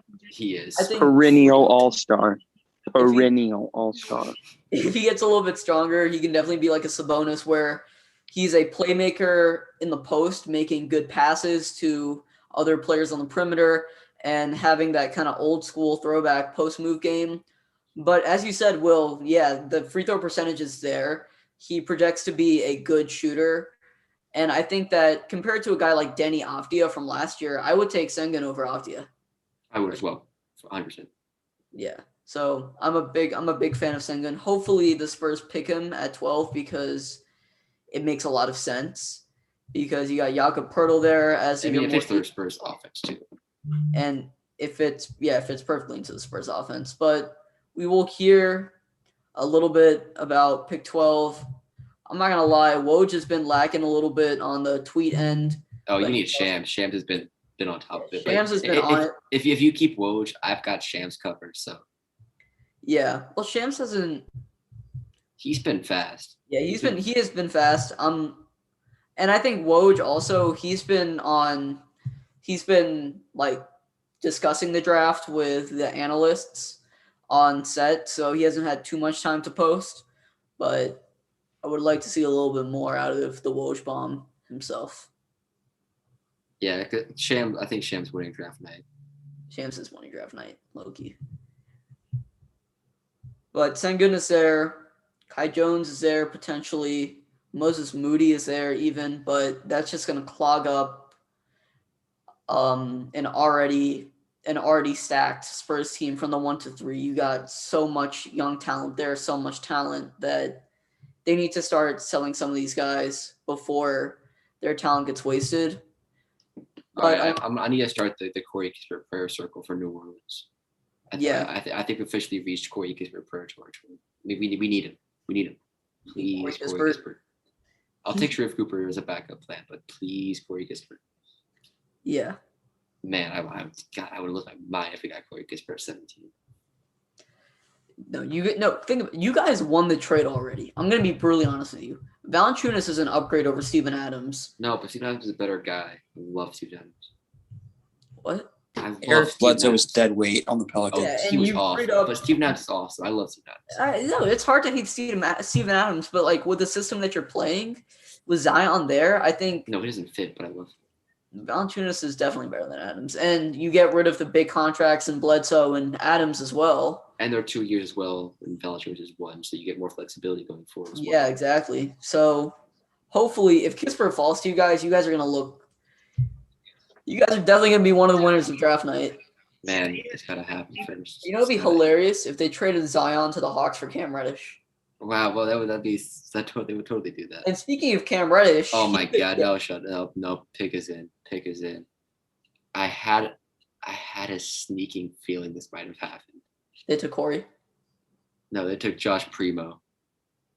The San Alabama. Antonio Spurs Alabama guard. took Josh Primo, a guy that is a projected second rounder Mhm. or late first rounder Mhm. at pick 12. I with love it second- because I'm a Pelicans fan, so good for us. yeah, it's good for you, not good for Spurs fans. No, not at But all. At the same time, I feel like they have something sneaky in mind. They definitely saw something in Primo that we didn't. But did you watch Primo film? I had not gone to Primo. I was about to watch Primo film because I was in through the first round, and Primo's a projected second rounder, so I was making my way there. But yeah, Primo is someone who's definitely considered a reach here. He has his offensive rating, defensive rating are not great. There was a game I was going to look at him because there's this one guy, like Scott Rappaport on YouTube, who's got condensed games every player. He's had some solid games. Like towards the end of the season, he really developed or towards the middle of the season, he was a really good scorer. I know against Auburn he had 22. Against LSU he had 22. Those are the really games I was really familiar with. He's got a solid shot on him. Let me get his true shooting numbers because I think his true shooting numbers are quite impressive. But his scoring numbers are very low. Yeah. This guy one and done. He's got one and done. He looks like he's 15. Yeah, he definitely looks young. I'm not sure. Yeah, He was the youngest player last year, so yeah. Yeah, he's 18 right now, 18 and a half. So he is the youngest player in the draft. And being the youngest, he also has the lowest usage rate in the draft of any player. So that is something that you're going to look at. Oh, actually, Joe Yayi has the lowest usage rate in the draft. He's got the second lowest. So even though it's someone like Kai Jones, who had a bench role for most of the season. Yeah, I think Primo could have been a guy they selected maybe in the second round, or they trade up to get him, even trade back to get him. It's just value. Like pick 12. 13's in as well. So wrap that up. Pacers. Yeah. So wrap up your thoughts on Primo. I'm just gonna say should have traded back, but the Alabama system is definitely pro ready, and they kind of matched a lot of NBA teams in terms of pace, possession length, things like that. But I'm just not a big fan of the pick. This definitely surpasses Zaire Williams for worst pick of the night so far, in my opinion. Now let's move on. We've got Indiana. They pick Chris Duarte, a very interesting pick here. I think this is a very solid pick for them. I like that, yeah. I mean, you look at their strengths, their backcourt is their strength. They have Brogdon, they have LeVert. But LeVert's health is a little bit of a concern, but Duarte is a uber efficient scorer. Yeah. And a Brogdon's great shot. Unknown so far. He's going to the highest box plus minus in this draft. Really impactful for that team and makes NBA worthy shots everywhere. My man, Neo in the building. How's it going? What's Neo? up, Will? How are you? What do you think of the draft so far? I'm liking it. I think I think the Thunder made a really good move with Josh Giddey, and I think Cade Cunningham to the Pistons is a really good pick. I don't know about Jalen Green to the Rockets, but I think it'll work out for the best. But yeah, I think it's going good so far. Now he's a Mavericks fan that doesn't know. So Yes. You don't have a first rounder, right? No, we don't have a first rounder or a second rounder, if I'm right. I saw like the order. They don't have a single pick. No, they don't. I think that's going to the Knicks because in the Porzingis trade. So. Yeah. Oh. So I think it was worth it in the beginning, but I don't know how it's shaping out. So hopefully we can do something with Porzingis. Hopefully he's a big word with Porzingis right now. Yeah, I know. But this will be his first offseason healthy in like 5 years, right? I know. Yeah, I know. Every offseason he's had something come up. I don't know last year what he got surgery on, but I'm pretty sure he got something on it. And then 2 years ago he was also injured.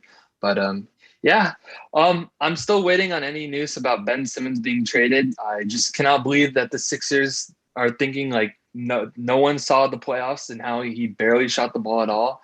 I think the fact that they want like what was it, four first rounders and like four first rounders and a quality player, and that's Paul George numbers right there. That is crazy. Like I cannot believe their asking price is so high. I mean, it's not going to be that high because no one's going to risk giving up that like big like of a deal just to get Ben Simmons. I think something really has to happen. In my opinion, Ben Simmons is definitely worth 4 first-round picks. Really? What, first round picks of like baseball first round picks? He is worth dumpster fire. I would rather him get cut than him be on the team next year. Coming from a big Philly fan. No matter the cap penalty, I do not care. Oh no, I think Philadelphia has a problem with cap. It was first Carson Wentz. They're paying more for Carson Wentz to play for another team than like Dak. The Cowboys are paying for Dak to play for their own team, and they have Ben Simmons. But I think it'll work out. There'll be a team who will want him, just not like they just won't want to give up that much. Not mentioned paying Bryce Hall the whole state of Pennsylvania. Do the Hawks have a pick? Yeah, so we have pick 20, I believe, but we're also looking to ship Cam Reddish somewhere. So yeah, I saw that. So they might just ship Cam Reddish for a pick like 18 or 19, or package the pick for something a little bit higher. But I think it's a little bit late for that unless they trade up to pick 14. Speaking of Ben Simmons, the Pacers did offer Brogdon in the first, which I thought is a generous offer. That is a top-notch offer because Philly, I think you're getting an upgrade in fit unquestionably in Brogdon. He'll make your team better. I think there's some other offers that I've heard on the table, but I haven't. I can't remember them at the top of my head. Only one I can remember is that Brogdon deal. But I know the Sixers offered Ben Simmons for like what was it? Kyle Lowry, Van Vliet, OG, and like their fourth rounder, or no, not their fourth rounder, but their fourth pick. I don't know why Toronto would do that. That's like me going to my league and offering Cam Reddish for Kevin Durant. And doing trade override. Oh my god. I don't know. I'm pretty sure Masai was just rolling like over, just laughing. Yeah. I'm sorry, Jerry. Give like Rodney Hood in like 2 seconds and be done. Yeah. I can't believe they rejected that Brogdon deal. That was a great deal for them. Yeah. But I think I know Cameron Reddish was really good in the Hawks, like those like last few games against I think Milwaukee 22 on like 6. Yeah, like 6. He was doing really good. Shooting. I think some people are comparing him to Paul George. So I mean, I think they'll be able to get some good offers from him. But it's kind of sad that they just can't pay everyone. And obviously Cam Reddish came from the Dallas deal, which we sent the 5th pick. No, it was the 3rd pick. No, it was the 5th pick, and then the next year's pick in 2019 for Luka. And I think it worked out. It worked out both ways. It's a win-win. It's one of those rare occasions where both teams have won a trade. For sure. But my thoughts on that is just I don't get it. You'll get the exact same trade value even doing a sign trade after the season if you don't want to actually pay him. So there's no harm in keeping on the roster because his value can only go up from here. So I don't know why you would try and remove someone who was so influential in that final game he played, just showing that potential he had. So I think it was Well, a it bit inflates of his trade value. it does, but it clearly hasn't because they're not getting the offers for him. Yeah, but Yeah, I think think what that's this is his probably why only they wanted second to year. sell, to inflate it. Yeah. It was inflated at that point. Yeah. Well, I mean, he's a young dude. It's what his second year. He just finished up. I think he's he'll just keep building on his game, and he's only like how old is he? 21 or 22? 22, I believe. Yeah, he's Yeah. still very young. Yeah, I think a lot of teams would want to have some dude like him, even the Hawks. But I think he would be good wherever he ends up. We But can't something pay really everybody. interesting is the Timberwolves are looking at trading Jarrett Culver for a second. Okay. Yeah, I They traded know. the 6th pick 2 years ago. It's crazy. Yeah. So I mean, I was born in Minnesota, so I had to represent the T-Wolves for a little bit. But I remember when that trade happened. Like I think they had the 13th pick, and then we traded that 13th and Dario Saric to move up to get Jared Culver. And I know Jared Culver had that big run with Texas Tech. I think they made it to the Final Four that year. Mm-hmm. And then I thought he was a good pick, but I think it's not sad. It's sad to see like Minnesota, how, there was like the big hopes, once they got Jimmy Butler, like, they were finally like contenders, and they were actually the 3rd seed before he got injured. I think it was sometime around like February of 2018. Minnesota falls all the way down to 8th because Cat and Andrew Wiggins can't win without him. They barely sneak past Denver in like that last game in overtime to like sneak into the 8th spot, losing 5 to Houston. Then, you have all that beef between Cat and like Jimmy Butler playing with the 3rd stringers. And then he eventually gets traded. Yeah. They definitely got their butts whooped. And it's kind of sad to see because like they kind of just fell off, and it's not like they got like a ton in return, but you would obviously like to see more. Like I think they got Rocco, and then they got Dario Saric. I'm not sure what else like was there, if there were like a few picks, but that's all I really remember. Then they used Robert Covington to Houston, right? Yeah, I think they sent him to Houston after that. I don't think he went anywhere else. And then Dario Saric went obviously to Phoenix. But yeah, and then now it's nice that they have D'Lo, but like I just really don't know how it's working out. And I feel like Cat's been playing like a little bit depressed, and I know he's had a very rough year, so hopefully he's able to turn it around. Yeah, for sure. And just sorry for the interruption, but a really, really great pick here at 14. The Warriors select Moses Moody. I think he's the best player available. And Yes, I think for sure. from a fit perspective, you get a guy that can shoot the basketball, defend on and off the ball, and just be a great team player and a team that's trying to win now. I'm a really big fan of this pick. So what are your guys' thoughts? Is Neo, Will, D Wood, anyone? I haven't actually like taken a big look at like a lot of these draft prospects. So I was like, I am familiar with like a few of the top players like this year, like Cade Cunningham, Jalen Suggs, Jalen Green. Yeah, exactly. But yeah, I'm sure what is he, a guard? He's a wing. He's a 2 that plays a 3 as well. Yeah. Okay, I think they could definitely 6'5". use that because you never know. Wingspan.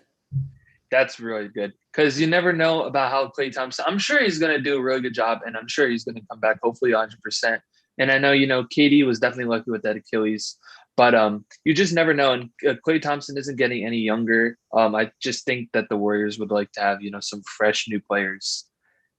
I mean, looking at the roster, even if they keep both Kuminga and Moses Moody, they have a great roster around them. Moody can fill in very well for either Kuminga, Wiggins, or Klay Thompson in a rotational aspect, and a phenomenal defensive player.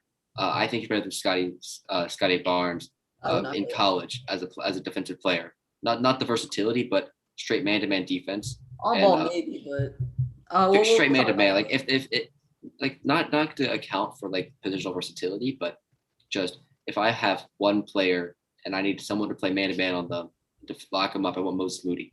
Much better score. Shot. He can be a bucket when he wants to. But what's the offensive? Better offensively than Scotty Barnes, but I think I'd take Barnes regardless on the defensive end, man to man or just like in a team role. And actually, now that I'm thinking of it, the more I think about Scotty Barnes in Toronto, the more I like the pick. But more on Moses Moody, as you said, elite man-on-man defender, 7-foot wingspan at 6'4.5". Do you know many players that have had measurables like that?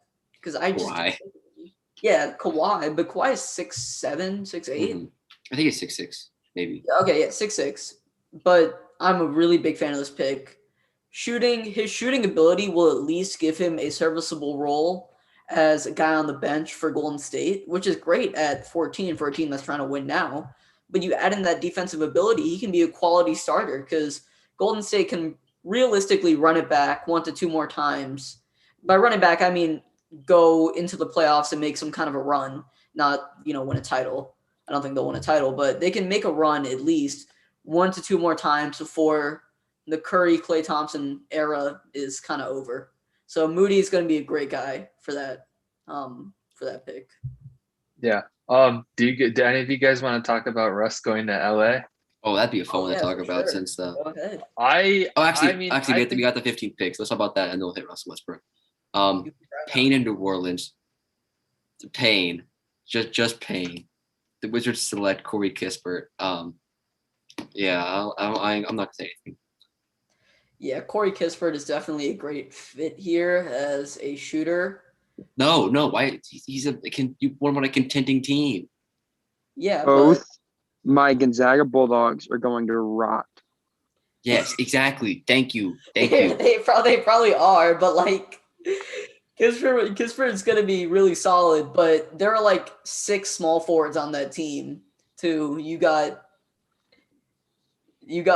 Kuzma now in the Westbrook trade that Neil was talking about, and you got Montrez, Avdia, Isaac Bonga. I think he's a small Davis forward. Davis Bertans, yes, Bertans, yeah, man. and Thomas Bryant too. Really good shooters, but they have. I don't know. This is looking like a poverty franchise, but Kispert is an excellent player. I would have, just like what Will, D-Wood, Neo all said, I would have liked to see him go to a contender just because his anyone, not even contender, someone who can like win games. Yeah, and he can finally win an elusive title that he never got in college. But that's mean. That was a direct shot from all the Duke slander that I've received over five years. Next year, dude, Gonzaga's gonna go back. They're gonna go back to him, man. I'm telling you. Chet and Timmy cannot be stopped. I'll hold you to that. I got Chet Duke and Timmy. That is quite a good combo. As long as Chet does not get hurt. If he gets hurt, then whatever happens. But if he doesn't get hurt, then finals again. Guaranteed. I like Chet. I like Chet a lot. He's going to be a really fun player to watch next year. But I think he's so thin. But Kispert, I think, is just excellent player, just in a bad situation now. So let's talk about Corey Kispert. So he is the most NBA ready player in this draft, in my opinion. Just elite player. I love Corey Kispert, but he's going to a team which is embraced a rebuild. They've already traded Westbrook, which is telling me they're going to trade Bradley Beal, which is going to mean, in my opinion, he will be the best player on this team in his first year, which is not good. No. He's supposed to go to a team and win. Any team. He's supposed to go to like anyone that's competing for the playoffs. Memphis, Charlotte, Pacers, Golden State. Maybe even Chicago. Pelicans, New York, Atlanta.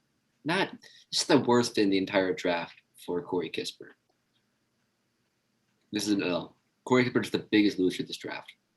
I'm sorry, Corey.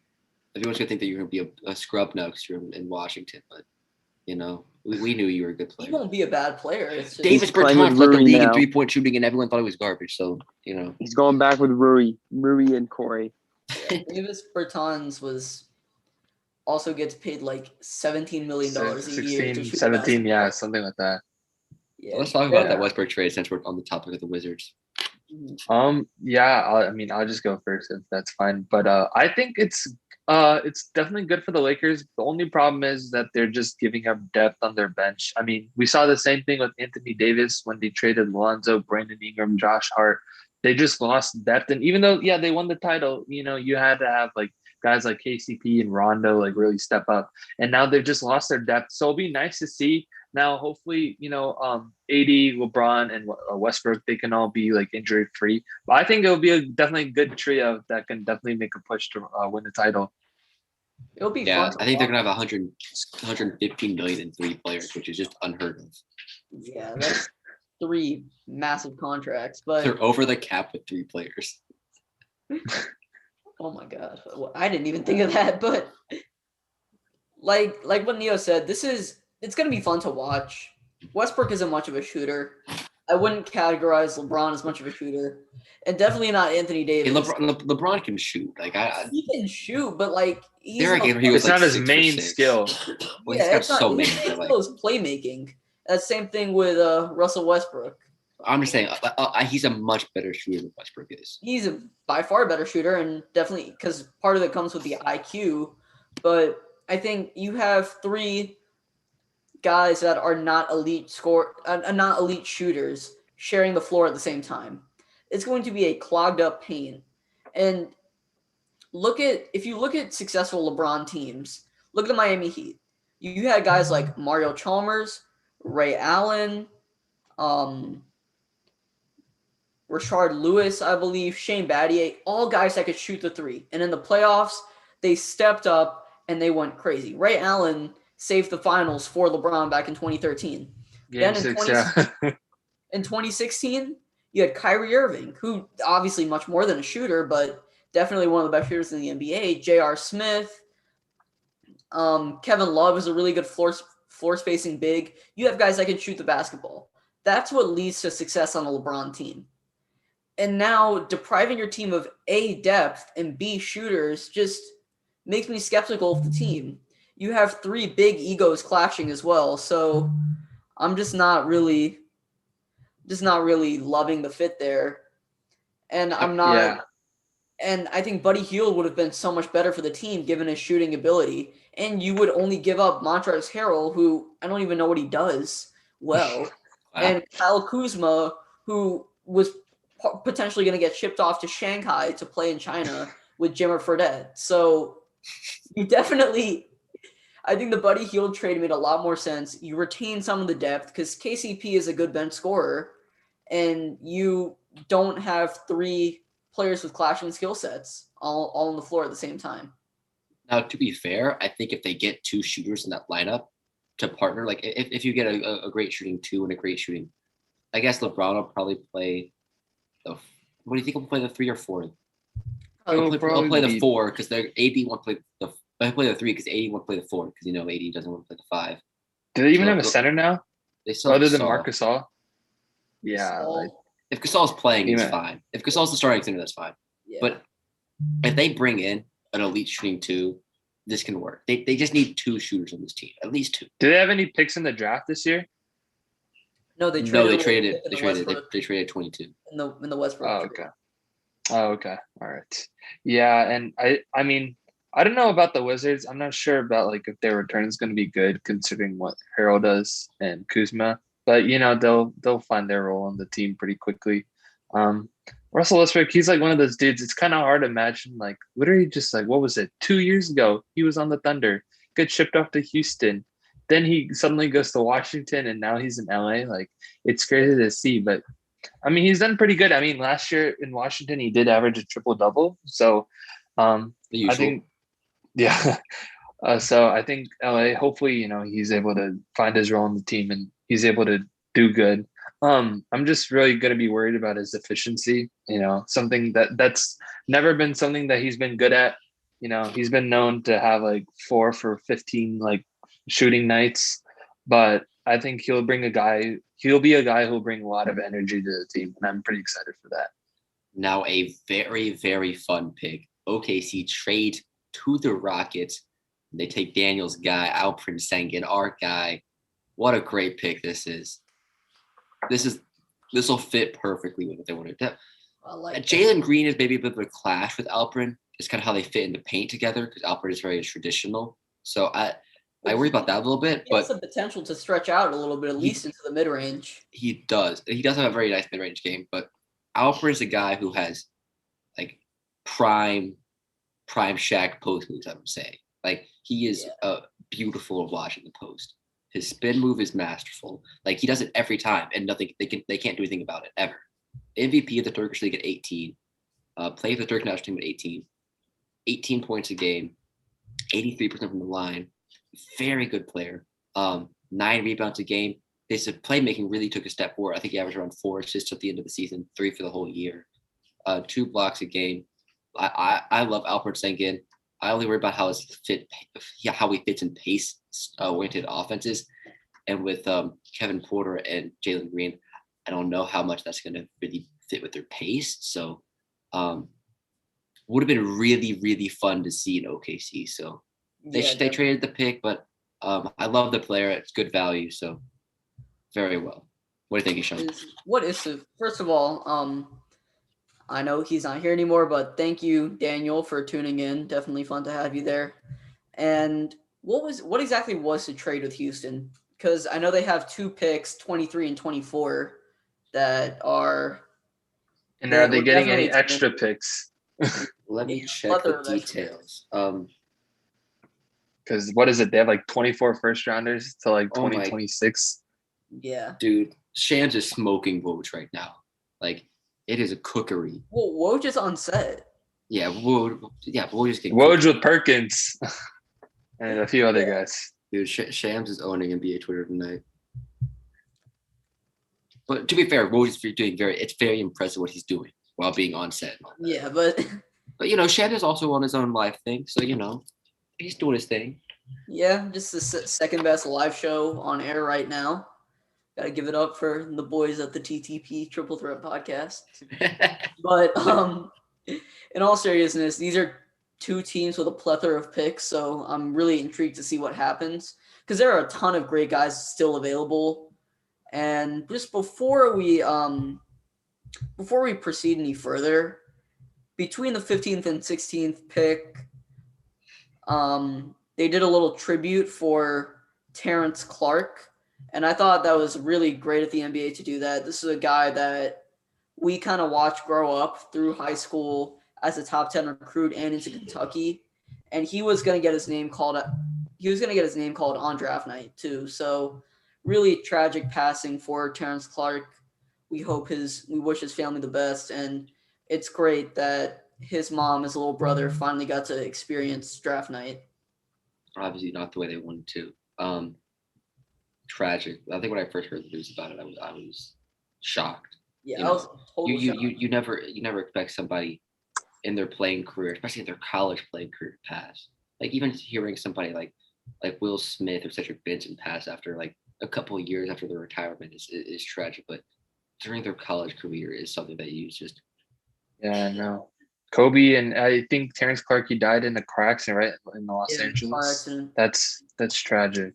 No. Definitely terrible.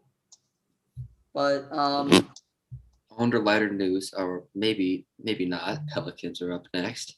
Who will they pick? Who am I going to get disappointed by? Because there's a lot of fun names still available. We got Jaden Springer, we got Jalen Johnson, we got Butler, we got Keon Johnson, Sharif Cooper, Trey Murphy. I think Trey Murphy could be a really solid pick here. Jason Preston, Cam Thompson. I don't think Cam Thomas could be really interesting. I don't think it would work out too well, but I'm kind of liking Trey Murphy here. Oh, I love that, but it's gonna be someone I didn't mention. It's gonna be like Philip Hesterovich or something like that. But yeah, it's gonna be someone. No news yet on any like actual players getting traded who are currently in NBA, right? No, only news is the Russ Westbrook. Yeah. Which was made official, so a little news. Little news. Wow. I just saw this on my Instagram. Russell Westbrook just liked to tweet about him getting traded to the LA Lakers. I hope he would. Pretty nice. Yeah, he's an LA native too. Went to school at UCLA, which is UCLA with Kevin Love. Yeah. He's going back, man. I know. It'll be nice to see.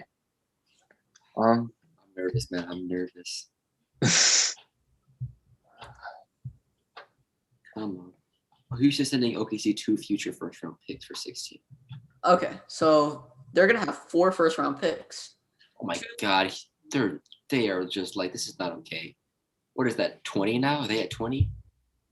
Who? OKC? Yeah.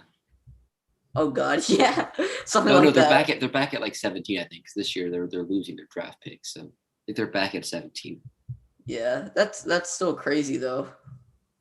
That is ridiculous. Yeah, Oh I my was God. definitely not expecting that. Like this is the time we're supposed to see the pick come in. We're around that time. This is I'm it's an totally gonna be anxiety someone moment. terrible. It's gonna be like Keon Johnson. Yeah, I don't know why you guys would take. If you take It's gonna Keon be Johnson, Keon. if you take Keon Johnson, I'm going to just die of laughter. It's going to happen. It's gonna happen. You know it is. You know it is. You know it is. Have some faith, man. Have some faith. All right. Maybe. From the dark, there comes a light. This is coming from an Atlanta sports fan too, so I've seen it all. 23. No, want to talk about the We Mavs a can't little bit, say. Neo? Because they're not gonna be talked about at all tonight. Yeah. So I mean the only player I kind of really want to be talking about is Luca, who I saw against in the Olympics. You know, tear up. I forgot who it even was. Doesn't really matter. Doesn't He had matter. 48 points. That's Second in Olympic history in basketball. I just saw him in the first quarter. Like he would step back, shoot a 3, and everything would just. Oh, I think he's playing Italy. I'm not sure. Don't fact check me It on was that. it was a solid team too. It wasn't like It was in Iran for sure. Oh God. I didn't even know they had a basketball team until USA beat them like I 120 didn't to know they qualified for the 66. Olympics. Yeah. It's not like, But yeah. it's not like they play some bombs either. Yeah. For the Mavericks, you know, these last few years have been a little heartbreaking. Obviously, you know, going to the playoffs and losing the first round isn't obviously great. It's kind of crazy to think though that like in my school year from August to like end of May, the Mavs played the Clippers twice in the playoffs. Like it's crazy to think like that the bubble in the playoffs started like so late. And then, you know, we had playoffs through July, which was so awesome. You know, just I'm so glad that like the playoffs started like right after my AP exams. So I was able to, you know, just relax and enjoy the games because past years it wasn't like that. But for the Mavs, you know, I think what they're doing is really good. I like that fact that we hired Nico as our GM and we have Jason Kidd as our head coach. Obviously, you know, you want to bring back some of that magic to help bring us the title in 2011. I love how Luka is like just being such a boss and he's able to like take on this huge role of being like this superstar. I always said it like I said it like 2 years ago, like after they got Porzingis, like about how the Mavs should probably try to acquire a third star. I don't know who it was gonna be, but you know, I thought like they really needed someone, and I think their roster was pretty good last year. You know, Tim Hardaway was pretty good. He was a little inconsistent at times, but you know, I think for the most part, he was definitely a good He's shooter. definitely solid as a good shooter, scorer type guy. One of the things I was so upset for was when we traded away Seth Curry for Josh Richardson when we were trying to get better at defense, and it just never happened. And we're paying like I think what was it, 12 million for I think this he's dude. gone this offseason too. Yeah, I think he had a player option, and I don't know what he's gonna do about that. But I think that was definitely a trade that hurt us, and I think we could have definitely used that against the Clippers when we were up like 2-0. So, and about Porzingis, I think I think any of these players, like, I feel like a lot of people try to write them off, especially like Simmons and Porzingis, even Kuzma for that matter. Kuzma might be a little like worse off than those other two, but I think all these players have potential. They are getting paid millions of dollars to play this game. They are easily capable of, you know, working on their part of the game because they've been doing it their whole lives. I think Simmons could definitely, you know, work on his shooting and become better. Porzingis, I think he just has to learn how to become more aggressive in the post. I feel like there have been too many plays where he just stood on the corner and just shot threes. And I feel like his height just makes people think that, oh, he's supposed to be like a good center, but I feel like he's more of a shooter than that. So hopefully, you know, we're able to do something about that. But yeah, I think the Mavericks are in a good spot, and hopefully we're able to go for a title run. And what do you think about the plan trade about Jalen Brunson? Oh, what'd you say? Sorry, I couldn't hear you. What do you think the plan should be about Jalen Brunson? I'm really not sure. I mean, I know he's a good player, but I'm just really not sure if we should like pay even more money for him. One of the players I think the Mavs should definitely move on from is Dwight Powell. I feel like he's just a dude who's like kind of old now, and he's getting paid a lot of money. And I hope like we could use that cap to get like another player. But I like Jalen Brunson. I hopefully he's not going to ask for like a ton of money, but he's definitely I think a good part of the Mavs future. Well, I don't know if you saw my reaction, but the Pelicans made a good pick. Very oh good yeah, pick. sorry. 90. 50, 40, 90. We should clip that one. That is definitely some content gold right there. But Trey Murphy, Virginia, A plus pick from me. I'll let Ishan talk about Trey Murphy because I'm a little too happy to talk. So basically, if you're a Pelicans fan or just someone that follows the Pelicans or has a good friend that follows the Pelicans closely, you kind of had an order, like a draft, like kind of a draft order. The first three, it was some combination for me, some combination of Bouknight, Kispert, and Moody. However you want to rank them. But right there, not too far behind, was Trey Murphy. He was a 50, 40, 90 guy in college in Virginia in the ACC. Oh, and he did it at Rice too. He did it at Conference America, Yeah, but smart guy. Went to Rice, went to UVA. Yeah, went to a great school, but he really just 11.3 points, 43% from the line. I mean, 43% behind the arc and 93% from the line. This dude really has it all. This dude really has just a great shooting package. And then on top of that, he's lengthy, he's mobile, he's a good defender. I think you can get some kind of Mikal Bridges type player. And we saw what Mikal Bridges did to Phoenix. He would be great in New Orleans, just spacing the floor out for Zion and being a good, versatile team defender that can pick up for Zion and Brendan Ingram's inconsistencies. Is he a point guard? He is a small forward. Small forward. Oh, okay. All right. My bad. Okay. I think that would be pretty good. Especially, I think they need more like guards and younger. I think they need more like point guards and shooting guards because you still don't know what's going to happen with Lonzo. You never know. Some teams are probably going to offer him like something close to a max, and I don't know if the Pelicans are going to want to offer that. So I think it's trade. I think. Yeah, so I think it would be good, just to have a few backups. And him with Nickeil Alexander-Walker and Kyle Lewis Jr., I think that would be like a good addition.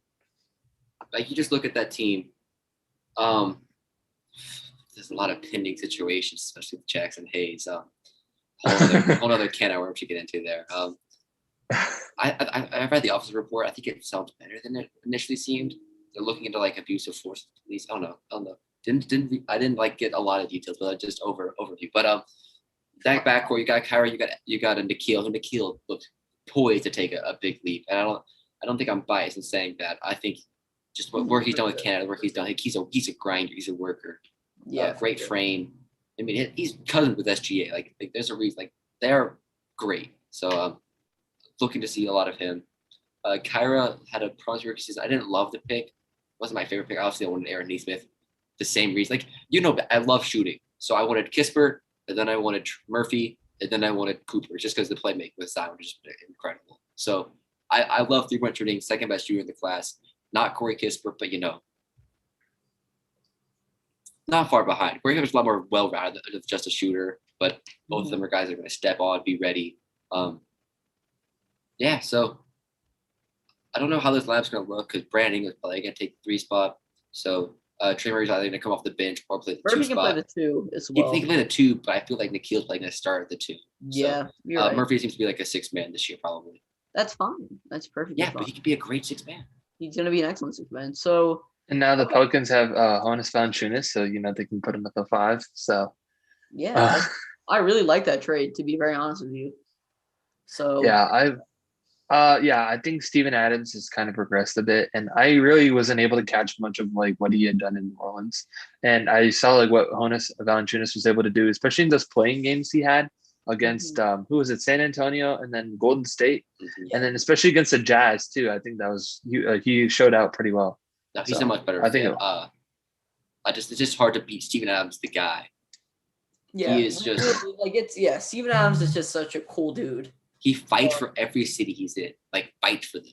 Yeah, And he's the greatest interview of all time. I'm gonna miss his interviews so much. his interviews are the one where he's like throwing the ball on the rack, and he gets. Oh, and then he says like first try. Yeah, first try. That just I love guys like that. But OKC's on the clock. There's Keon Johnson, Jalen Johnson, Usman Garuba, Sharif, Cam Thomas, Kai Jones available. I'm feeling like Jalen Johnson would be a really interesting pick here. I think that would be the perfect fit for them. I think that's probably the most ideal pick here, just because you get a guy that has tremendous upside, a lot of physical tools. I think he had very similar measurables to Scotty Barnes. Both of them ranked really ranked high in wingspan, hand length, things like that. But he is a great rebounder, a really good playmaker for his size, especially in transition, and can score on the inside. And then you have that defensive upside. And for a team like OKC, who has more long-term plans and short-term plans, having a guy like Jalen Johnson that you can readily develop in a great player development system is something that I'd really like to see here. Yeah, And I think- they can go a number of ways here, but I'll let Neil go ahead and talk. Oh yeah, and also I think Jalen Johnson would be able to help Oleksiy Pokusevski, if I said that right. Close enough. I couldn't touch it right at all. We just call him Poku is Poku. Yeah.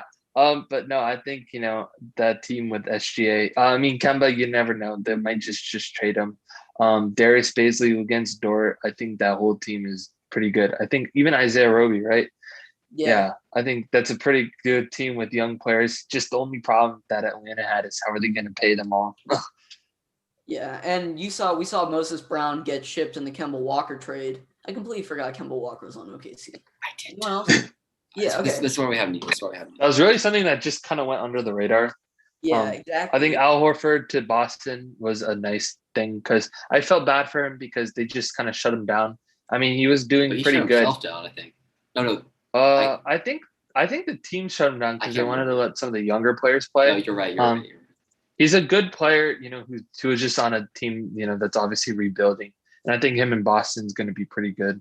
So it just might be a little awkward though, since he signed that big ass offer in Philadelphia. Yeah. Because he wanted to leave, but I think he mainly left because of Kyrie. But hopefully, now that the toxic, locker room is gone, I think it would be pretty good for him to do that. Yeah, if you want to know someone that is just a pure snake, just a shiesty dude, a snake, it is Al Horford.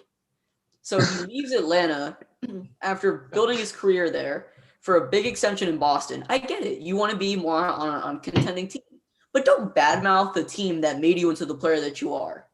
And then, he went to Eastern Conference Finals, I think, the second to last year before he left, right? Yeah, in 2015. Exactly. He left Millsap. He left Teague. In just a very ugly way. His dad came out and started complaining about us. I'm like, seriously? Like really? Like you're gonna complain about us? We made you like a 4-time All-Star, took you to the Eastern Conference Finals. The fans have embraced you, and now you're gonna complain? Yeah. Nunlin said his father badmouthed Hawks. I 100% agree. Yeah. So the pick is in. Oh yeah. Trey Mann, Florida point guard. I like it. I like it. So it's interesting. Are they gonna play Giddey at the 3? Oh, I forgot to pick Giddey. I don't like it. I don't like it at all. It's terrible. Yeah, I forgot about Giddey completely. Backcourt now. Yeah, no, this is a terrible pick. My apologies. It's a great player. Don't get me wrong. A guy that steps up in big moments. 6'6" guard with a lot of scoring potential and even some playmaking. But I think he's 6'4", isn't he? 6'4", still definitely on the taller end. I just don't. Obviously, Kemba's kind of like a 1-year rental, maybe even half a year rental. You have Shai Gilgeous-Alexander. You have Theo Maledon, who is really flown under the radar as a really solid role player, great backup. But then you also add in Josh Giddey, who's going to play somewhere in the backcourt, unless he has to play point. Like he's a facilitator. You need the ball in his hands. You put him in at the 3 for some reason, and then that just you don't know. defeats the purpose. So definitely a little confusing here. I mean, Or I know there's not a lot a of man on the forward bench. depth. I know there's not a lot of forward depth, but I mean, he's going to be the third string, fourth string point guard this year. Exactly, yeah. So I think he'll definitely be seeing a lot of G League minutes. He needs to improve in a couple categories, especially on the defensive end, but there is a good bit of scoring upside. He is definitely someone to watch. Yeah. I would have liked to have seen like one of the centers like Kai Keita Jones. or Kai Jones go here. Battle ball. Because I've been watching Keita a lot this week, and I really like Keita. I like Keita. He's I feel like he's more of a second round pick, but I think it's the first round. I watched him today like a he's lot. just he's very like a traditional kind of back to the basket guy. His least with, mid-range like- game is very good. Yeah, but I feel like when you have someone like Kai Jones there or Usman Garuba with definitely a lot more upside with a team like OKC that's, building for the long run, I think you'll get more of a return there. Yeah, that's true. But Keita, I mean, he had 6 blocks in the first half in the NCAA tournament. What? Utah State, right? Utah State. That's really impressive. I did not know that, but he's had almost like a couple like triple double games almost with blocks. He kind of reminds me of like an Isaiah Stewart type guy. Hopefully he projects well as an offensive rebounder and maybe great rebounder. He is like leads the nation every rebounding category. He is incredible. Great rim protector. He's also a pretty good passer as well. Yeah. So I don't know about you guys, but I feel like Kemba Walker will definitely be traded before the season starts. If you guys do think he'll be traded, do you guys have any predictions on where he might go? If you asked me about a week ago, I would have said LA, but Yeah. I think Russell Westbrook already filled that spot. Kemba would have been a better fit too because he's a better Kemba shooter. would have been a much better fit. He can shoot the ball. Looking at it now, since they clear so much cap space, I could see New Orleans making a move for like a 1 year rental. That would make sense for them, just trying to like stabilize the ship and get some direction at point guard, especially if they lose Lonzo. So I think that would be a good fit for him. Some other teams I'd look at, I could see Philly making a move if they trade Ben Simmons, which is not looking like it's going to be likely considering their asking price, even though both sides want to be gone. Let me look at the teams real quick because I kind of need to see that before I can make it. I think Philly could be interesting. I doubt it'd happen, but OKC has the assets to get. New York makes sense. Just wouldn't. Oh, New York, yeah, New York wouldn't be bad. New York. Kemba is a New York native as well, and New York needs a lot of help on the offensive side of the ball, which is Kemba's specialty. I know he's a little washed after the injury, but he went to college at UConn too, so he's definitely from that area. I definitely would like New York or Pelicans or Philly. Yeah, Pelicans sort of with the asterisk, just depending on if they lose Lonzo or not. Yeah. Philly's definitely gonna have to lower their asking price. Like I said again, it's just way too steep. He's not some dude. He's not like some superstar in the league. He's had like 4 years to work on his shooting game, and I feel like he's played the exact same. I remember his rookie year. It was literally Donovan Mitchell, and I kept saying he's the rookie of the year. He's the rookie of the year. The fact that the Jazz lost Gordon Hayward and they literally made the trade with Denver for, I think, what was it, Trey Lyles, and they got Donovan Mitchell. Yeah. And they got him and Gobert. They had Ingles. They had this whole team. They were able to make the playoffs when I didn't even think they would. That he was my rookie of the year. Apparently, everyone else thought it was Ben Simmons. He was the only rookie. Yeah. Ben Simmons was his second year in the league, even though his first year was injured, but he shouldn't have been the rookie of the year. And then they were saying even after they lost the Celtics, it was like, hey, work on your game. Then the next year they lose again to Boston. Yeah. Yeah, they lost a lot. Then they lost. They lost to Toronto. Yeah, they lost to Toronto in the semifinals in 2019. Then 2020 they lost in the first round in the bubble, and then they fired Brett Brown. They got swept. Yeah, I think so.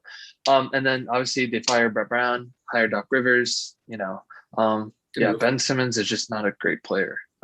I mean, if he works on his shooting, then yeah, maybe. But we'll see how that pans out. Yeah. Ishan, I remember my little rant I think I had a couple weeks ago on Ben Simmons. Yeah. I forgot what episode that was, but we'll definitely. It's gold. It is a good rant. It is hilarious, but You'll have to give me the timestamp. I'll try. I'll give you that timestamp for sure. But on a positive note, I think I found the team that won the draft. Charlotte selected Kai Jones with pick 19, traded with New York, and this is the guy that I wanted them to pick at 11. So they get Book Knight, which is already an A+ pick there. Then they get Kai Jones at 19. They get the big man for LaMelo Ball to pair with. Jones is a big, athletic, big man. He was a long jumper in high school. He's from the Bahamas, and he just has so much potential. It's crazy. So he can handle the ball decently, and I'm gonna ignore that. But he can handle the ball, which is great for a big, especially an athletic, fast big, and he can block shots really well. We've seen a lot of really good Texas big men, such as LaMarcus Aldridge, KD, Miles Turner. Turner, Allen. You want to throw a Mo Bamba there? Go ahead.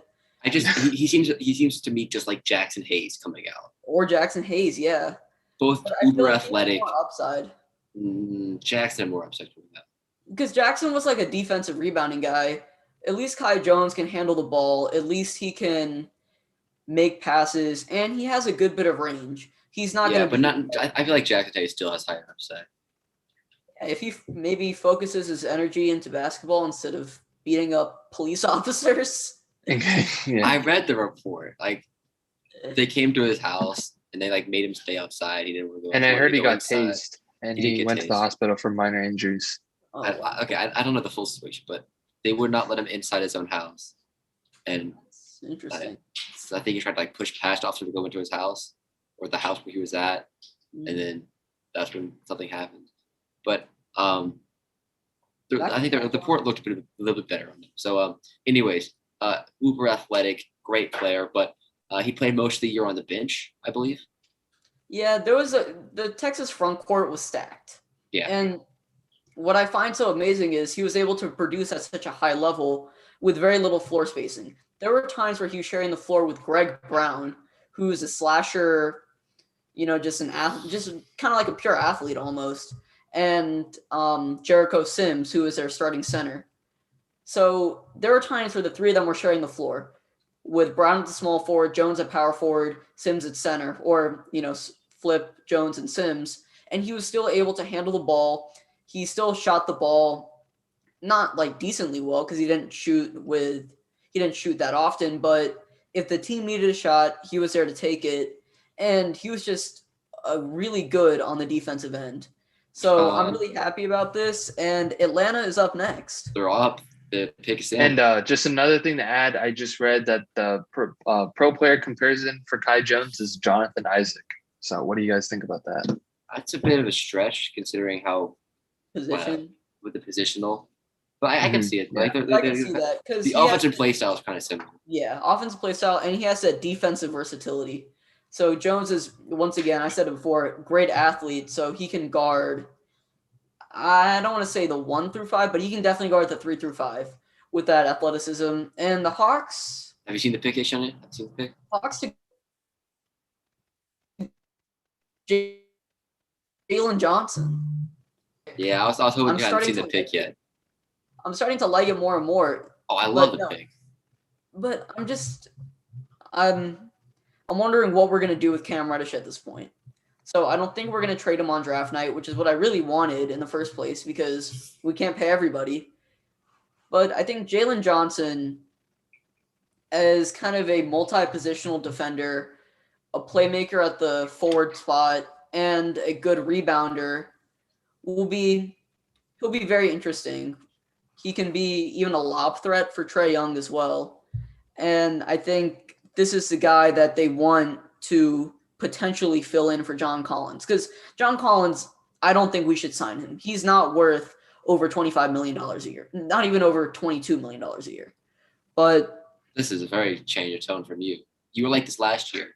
A month ago, you were like, pay John Collins the max. And now you're back to not pay John Collins. Well, just because... Okay, I don't think I ever wanted to pay him the max. You said it. You said it on the pod when we had Riley on, I think. We did?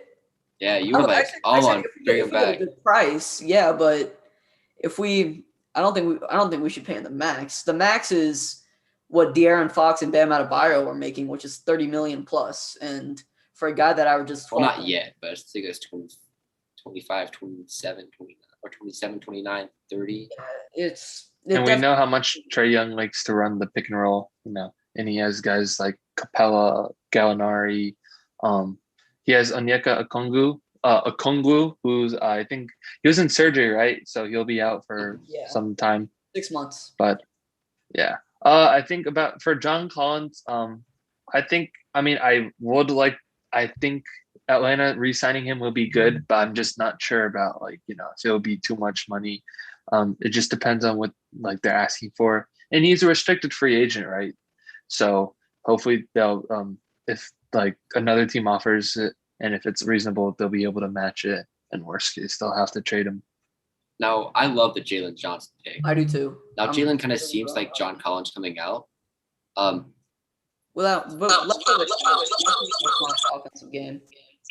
Yeah, but Jalen Johnson, he is a double monster, a great rebounder. He shot well, but he shot on very limited attempts, and his form is not consistent. But he shot 44% from three, which I didn't expect at all. But Johnson, I think, is a better product than Kuminga. I think what he does all around, he's got the same athletic profiling. He's got all the traits you'd want, produced at a higher clip, even though he was injured, didn't play a lot. Was very productive when he did play. I think he had a game where he had 19 points, 19 rebounds. The opening your second game against UNC, I think it was. Well, anyways, he played really well, and I think that rebounding ability is something that Atlanta is looking for. I think that's the reason why they took him. So this is best player available. He was in my lottery. Jalen Johnson was a great project in my opinion. So a lot of risks during the injury and the lack of playing, but the tools and the production was very solid when he did play. So he was a little bit outside the lottery for me. I was thinking actually around 19 or 20. I think I had him going to the Knicks at 19.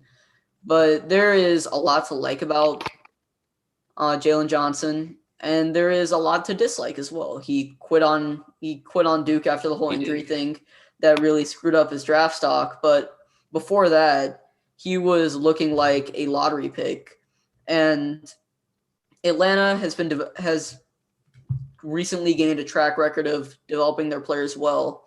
And if they find the right role, the right niche for Jalen Johnson, he can really make an impact. I know last year I was screaming just in joy because we got Okongwu. I really wanted Okongwu. Year before, I was really happy when we got Hunter and Reddish. I'm not as enthusiastic because I'm also live, so I can't really be that way. But I really am a big fan of this pick, and I think Jalen Johnson has a really bright future in Atlanta if we can pay him. Was there anyone else that you would have liked to see here? Maybe someone fill in that backup point guard spot like a Sharif Cooper or Jared Butler. I was going to say some kind of backup point guard. That's what I was actually hoping for. Jared Butler is here. Even Cam Thomas, because Lou Williams is getting old. We love Lou Williams, don't get me wrong. He's an excellent player, but he's getting old. I think we love him more than anything, right? That's for sure. This is my guy we got the wings with. So we are the biggest Lou Will fans. My parents are on this. But I think Cam Thomas would have been a great replacement for Lou Williams. Just give him a couple years to develop. I know you're a big fan of him. You're an LSU fan, Will. And he has shown a lot of scoring potential. But he doesn't pass the ball at all, which I don't think would be a great fit in Atlanta. He's a scorer. He would be the complete opposite to Trae Young. He'd be the complete opposite, but you need a guy that can just come up and heat up off the bench, like what Lou Williams did in Game 4 against Milwaukee. And that really helped the team a lot. So getting him would be interesting. I think Butler would be my favorite player at this position, just because he's a do-it-all type point guard, and he's medically cleared to play now. So I'm really happy for him, and he's a winner. But I'm not unhappy about the Jalen Johnson pick. He's definitely grown on me over the last couple of days, and I think there's a lot of intrigue and there's a lot of potential here. So The Knicks are at 21. I'm not sure if they've selected yet. Let me hit up Twitter. Yeah, and also I was just Yeah. gonna say, I feel like with the Hawks, I feel like they probably need a backup point guard more than anything because I feel like in their other positions they're really good because with shooting guards you got like Kevin Herter and you got Bogdanovich. Small forward you got Gallo and Cam Reddish who's And Hunter. Yeah, and Hunter. Power forward, you've got Collins. And center you got Capella, Kongu. I think like who's their backup point guard? Was it Chris Dunn? It's Chris It Dunn. was supposed to be Chris Dunn, and then it ended up being like Lou Williams, Brandon Goodwin, that kind of combination. Yeah, and I think style. Chris Dunn is a really good defender, but he really hasn't proved much ever since he came in the league in 2016. He was the fourth pick, which the Timberwolves selected him with. I think I'm pretty sure it was the fourth pick.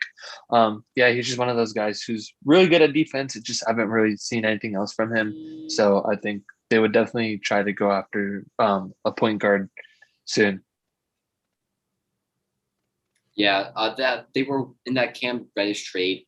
They're looking to get they're looking to get Dunn's contract off the book. So, yeah, so that's what they're looking to get him off the books. So they definitely need a backup point guard, which would have been preferable. Is the next pick in Ishan? I'm checking Twitter right now. Let's see. I really hope the New York Knicks take Cam Thomas. That just makes the most sense to me. And it is not there yet. A little bit of a delay from Shams, but if you look at who's available, there's Keon Johnson, Usman Garuba, Sharif, Cam Thomas, Isaiah Butler. Jackson, Jared Butler, Jason Miles Preston. McBride. Yep, Jason Preston, Bones Highland even. Did you And say I think, Cooper and Isaiah Jackson yet? yeah, Cooper and Isaiah Jackson. Jaden Springer. Jaden Springer. I think here they need offense. They need instant offense. And a guy that has really shown his offensive bag just throughout the SEC tournament and throughout college basketball as a freshman was Cam Thomas. So he makes the most sense for me here. What about you guys?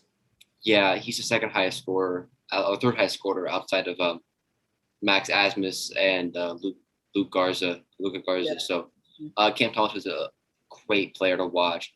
Microwave scorer. In the tournament against Michigan, he scored like the first 10 points of the game. Yeah, he did. I remember that. That was crazy. He can score whenever and whatever. He is the Carson Edwards of this draft, but if Carson Edwards was taller and more well-rounded. So I love him. He had the same kind of Carson Edwards kind of vibe during the tournament. Carry that LSU offense. So I'm a big Cam Thomas fan. It was really fun to watch him during the SEC tournament, especially during the tournament. So very fun to watch. Yeah. Him and Trenton Watford were very good. Oh yeah, Trenton Watford was really nice too. LSU's kind of built back their basketball program. I'm fairly impressed. Still nothing from Shams, but let's talk about Keon Johnson. So about a month ago, I saw a mock draft from the Ringer mocking him at around 6. Then I saw Bleacher Report. They mocked him at around 8. Then I saw ESPN, and they mocked him at around 9. So this man has completely fallen off.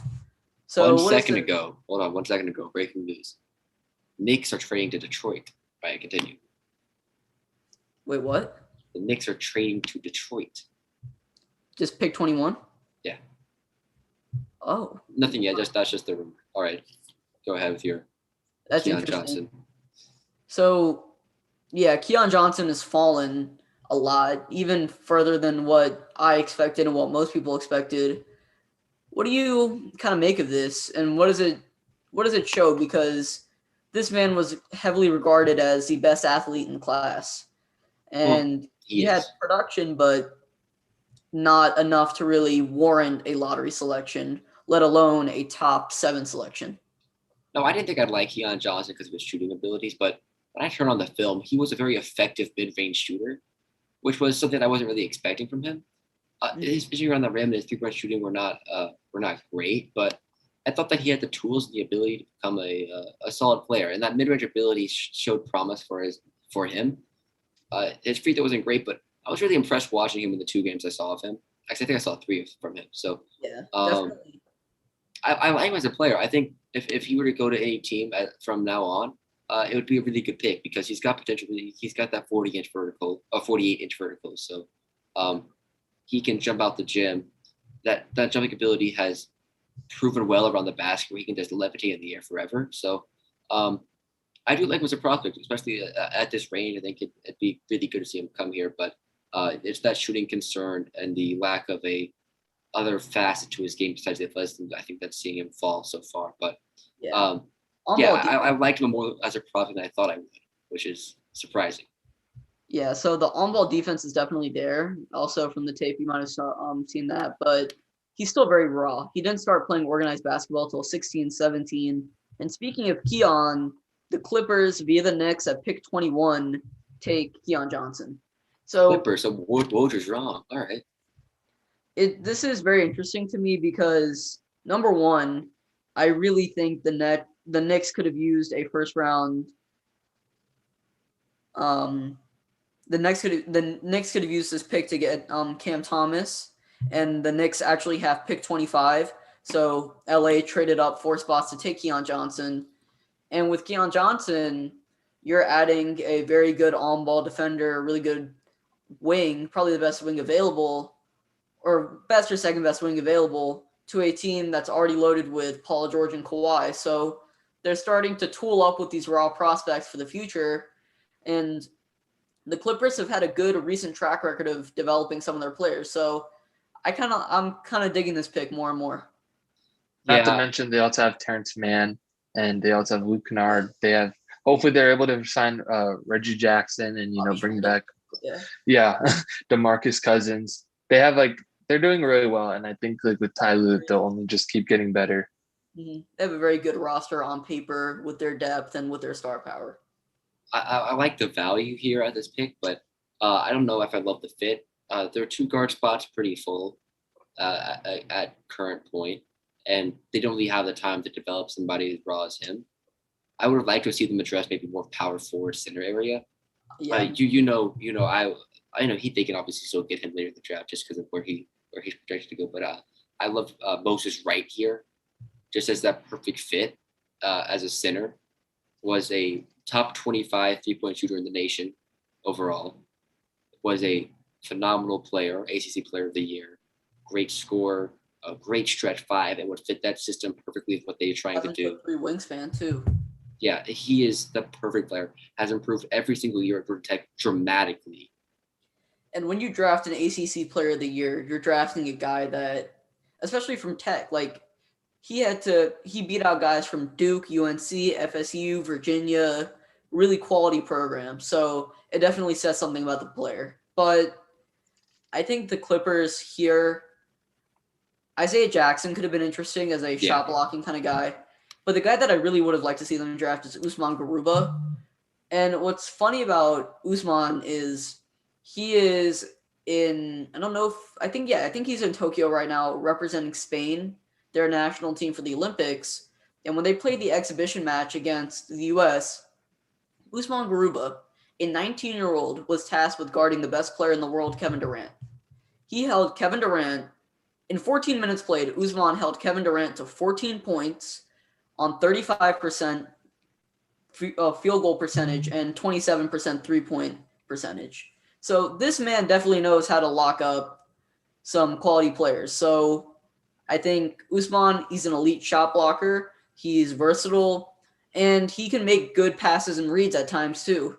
And he can be a lob threat for whoever's at point guard. So I feel like he fits better into the system there, but Keon Johnson will definitely be an interesting fit and shows that the Clippers are still in it for the long run too. Yeah, I just don't love the fit just pure because you listed off all the twos they have. Paul George obviously starting. Terrence Mann's going to play that shooting guard, point guard kind of backup role. Yeah. Kennard can play the 2 as well. I mean, especially with the age profile, he would have been perfect for someone like OKC, someone like that. But I really would have liked to see them address maybe Isaiah Jackson. Neemias Keita would have been a little bit of a stretch considering how they like to play. But if Usman Garuba, if they wanted a 3-point shooter just to stretch the floor, Quentin Grimes from Houston, a really good player. And then Obviously, Day'Ron Sharp from North Carolina would also been a pretty good fit there, Yeah. just because of his offensive rebounding prowess. Sharp would have been interesting. Great rebounder and a really good passer too. He loves to touch pass. Definitely something that he showed at UNC. But Washington at pick 22 selected Isaiah Jackson. Isaiah Jackson is a 6'11" power forward. They drafted in 2019 or 2020, they drafted Denny Avdia, a power forward. 2019, they drafted Rui Hachimura, a power forward. So I'm just confused here. What is Washington's thought process? None. I'm really not understanding what's going not on. thinking. I didn't love Kispert. I didn't love Kispert the fit here, and I certainly don't like Isaiah Jackson here, especially now that you got Montrezl Harrell and Kyle Kuzma clogging up the 3 and the 4 too with Kispert. And they're gonna trade Beal, so they're gonna have no backcourt. Makes no sense. All right. Hey, I just wanted to let you guys know I have to go downstairs and eat dinner, but it was super fun to come on the podcast. It's nice to meet you, Ishan and William. Yeah, y'all have a nice night, and yeah, I can't wait to see the podcast on YouTube. Neo's the GOAT. All right. Welcome. You're welcome anytime on the pod. Okay. Anything Thank you matters guys comes for up, having we'll me. hit you up.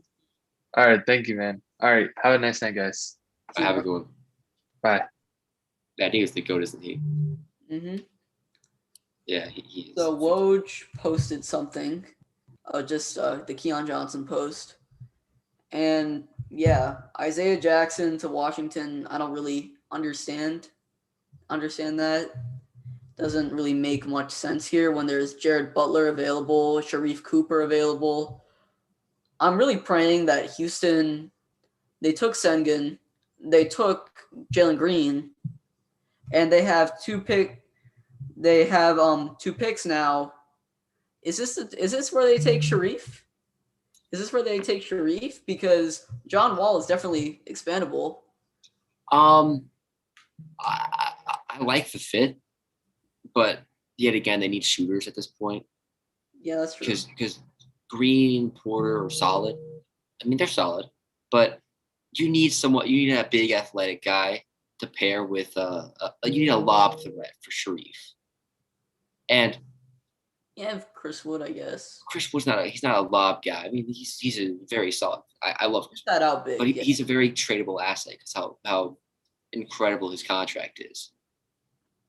But when you have Alperen Sengun, he is a post-up guy. Like he loves fronting the post and getting in front of his guy and just like getting an easy touch pass from his point guard. Something that's not really a challenge Sharif Cooper. So I don't know if I'd love the fit there. So let's hope it's someone else. Garuba, he's definitely not as tall as Sengun, but more of a traditional big man and a far better defender than Sengun. So that could be. I think Springer makes a lot of sense here. Springer or Butler. Springer too. But I think far and away, just as pure prospects, Usman and Sharif and Cam Thomas are far better than really anyone else here. You can throw in Jared Butler in that too. But this really shows how much depth you have here. Because if these four guys get selected, Garuba, Cooper, Thomas, and Butler, one of these guys is getting selected at pick 27. And this is in all four guys, you can make an argument that they should be a lottery pick. So at the beginning, I know we touched on this. This is why I think that this draft is one of the best we've seen. You have star power like Cade and Jalen, and then you have all of this depth. You have lottery talent in any other year, especially 2020, that's getting picked at 27. That's the real intrigue of this draft class. It's not the top end talent, which it definitely has, but the surplus of talent. Getting a guy like Trey Murphy at 17, getting a guy like Jalen Johnson at 20. Yeah, a great role player is so valuable in the league. You see guys like Jay Crowder, Mikal Bridges making millions and millions of dollars just being. Well, Mikal not yet. Trust me, when that rookie contract ends, he's gonna get the bag. He's gonna get the bag, yeah. So let's do a quick Twitter check with Shams. If you are watching on YouTube and you were on the show at one point, oh, whoa. So Wizards send Isaiah Jackson Mhm. to Indiana for Aaron Holiday. Okay, that's a good fit. So the Wizards will receive pick 31 and Aaron Holiday for Isaiah Jackson, basically. Okay. So at least we slandered the Wizards, but at least they get a solid pick. They'll get some compensation at 31, and then you get Aaron Holiday, who is an unproven but a very energetic and promising young guard, because you just have a logjam at the 3 and 4. You need some guard to kind of open it up. So I like that. I like that more. I can understand the logic behind it, and with Isaiah Jackson there, that really makes me question what's the future like for Miles Turner. You're getting a shot blocker in Jackson, a mid-range shooter in Jackson. So I think Miles Turner is most likely out. You'd figure, but yeah, because you're keeping Sabonis at the 4. There's no way you're touching that. So, Oh, Usman got picked up by Houston. That's a dub. that makes a lot of sense. That makes a lot of sense there. That's a dub right there. So Houston's been really doing quite well with their picks because they got one more after this. They got picks 23 and 24. So I'm intrigued to see what they do here. And then you got Charlotte. I think Charlotte killed it. They've been kicking ass recently. You had James Bouknight and then Kai Jones, two really valuable pieces.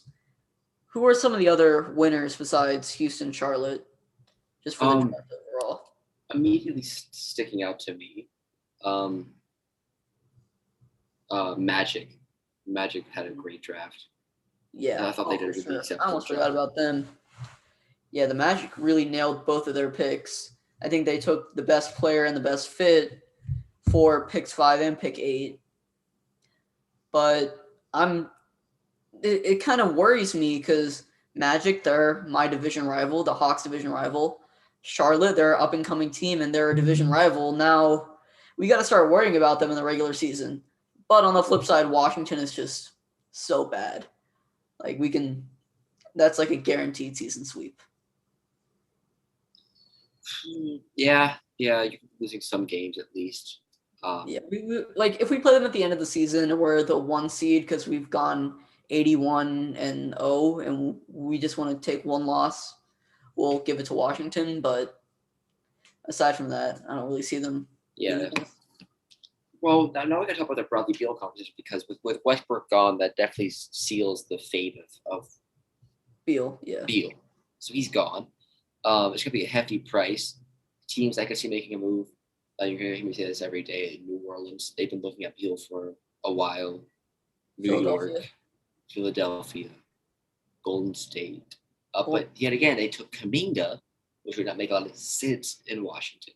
No. But if they got Kispert in return, Yeah, maybe, but like. Yeah, I would love that. He'd be awesome in Golden State. Maybe you take Davion Mitchell there at 7 and you trade him over to Washington instead. But I think Kuminga is definitely more of a valuable asset, and he's more versatile in terms of a trade, just because there are so many teams banking on his upside. But I think some trade around Ben Simmons. Actually, Ben Simmons in Washington would be so horrendous with their current core. Yeah, they have good shooters. They've got Kispert. They've got Bertans. They've got Avdia. Avdia cannot shoot. We thought he could shoot. We thought he could shoot after the preseason, but it's quite clear that he's not the best shooter. And then you got Troy Brown. I think he's there still. Good. Thomas Bryant, who's a solid. Yeah, he's a solid stretch big. Don't get me wrong there. They've got enough shooting. They got enough shooters, but once again, I don't want Ben Simmons playing the point guard position, which he would be forced to play. Yeah. This not looking good for Beal. I don't know how many situations he's got available for him. I think he's just going to wait it out for his contract to end at the end of the year and then take a big deal somewhere else. Yeah. I just wonder who'd be willing to pay a guy that really can't defend. Because I think Beal is an excellent player, but he's very one-dimensional. So I don't know. I don't know who's willing to pay like a big contract. The Pelicans. Oh yeah. They cleared all that cap. They're going to pay somebody. Yeah, you got money now. You've whether, definitely. whether it's going to be a smart move or a terrible move, they're going to pay somebody in the next 2 years. Well, you're gonna have to pay Ingram, Zion. We paid Ingram. It's just Zion. Zion's already on a $10 million a year salary, so it's not like to be that much big of an increase. It's gonna go from 10 to 30. Oh, okay. So interesting. We missed 2 picks. So Josh Christopher went to the Rockets. Interesting. And Quentin Grimes out of Houston, he went to the Knicks. And I don't hate. Let's first talk about Grimes because he's definitely an interesting prospect. I don't necessarily hate that. He's obviously not a terrible player, kind of revitalized his career in Houston, but once again, I think that Cam Thomas would have been the better pick here, or even Jared Butler, because you're getting a guarantee as a scorer as with Grimes, you get some other skill sets such as defending and playmaking, but not necessarily immediate scoring help. Yeah, what I also like about Grimes is he's the highest volume 3-point shooter in college basketball. Shot at a over 40% clip. It's very effective, made over 3 a game. A 3-point is something that they really need to add to that lineup. I think that he's going to be a very good contributor to that team. I think this is a good fit for him. He scored 20 points. He scored like 18 points. What was it? Yeah, 18 a game. And Houston went to the Final Four, right? They did. They made it out of the South, right? Yeah, they made it out of the South because that was the one that Illinois lost. And Georgia Tech won that one. Moses had COVID. But interesting pick there. Josh Christopher. So, like, the big 3 of high school basketball last year was Jalen Green, Josh Christopher, and Sharif Cooper. They were everywhere on Slam Magazine, Ball is Life. Well, I think Sharif more because we're from Atlanta. I don't think he was as national because we haven't heard anything from him in college, and he's been great in college. So. No, Sharif was big. He was really big. He was big I knew he was big in Atlanta. He was on the cover of Slam. It was him, Josh Christopher, and Jalen Green. They're all 3 best friends. And they're on the cover of Slam together. I don't know. I feel like he was like a top 3 in Atlanta. I didn't know he was top 3 nationally. Yeah, well, not top. Like, he was famous. Like, those like Ball is Life kind of guys that get famous, but they're not the highest rank. Sharif was like a low 5-star, high 4-star, but he was just more famous than some of the other guys ahead of him due to his size, his playmaking, and him being in the AAU circuit with guys like Brandon Boston and some of the other big Georgia recruits. But I really thought out of that big 3, Josh Christopher was going to get taken last. I thought Sharif was the far better prospect. Sharif, in my opinion, was a fringe lottery talent with the way he makes plays and the way he creates for his teammates. But Christopher has some upside as a defender and even as a shooter.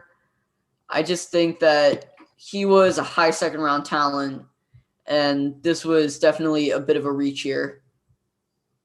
I think so too.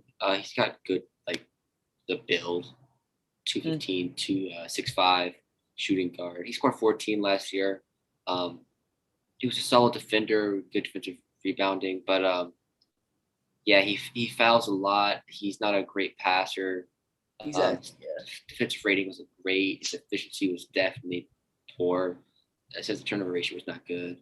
So he just wasn't great at Arizona State. So I don't love that pick. Yeah, I definitely expected more from him going into college. Didn't really live up to that hype. So hopefully they can utilize him. Once again, Josh Christopher and Jalen Green are really close.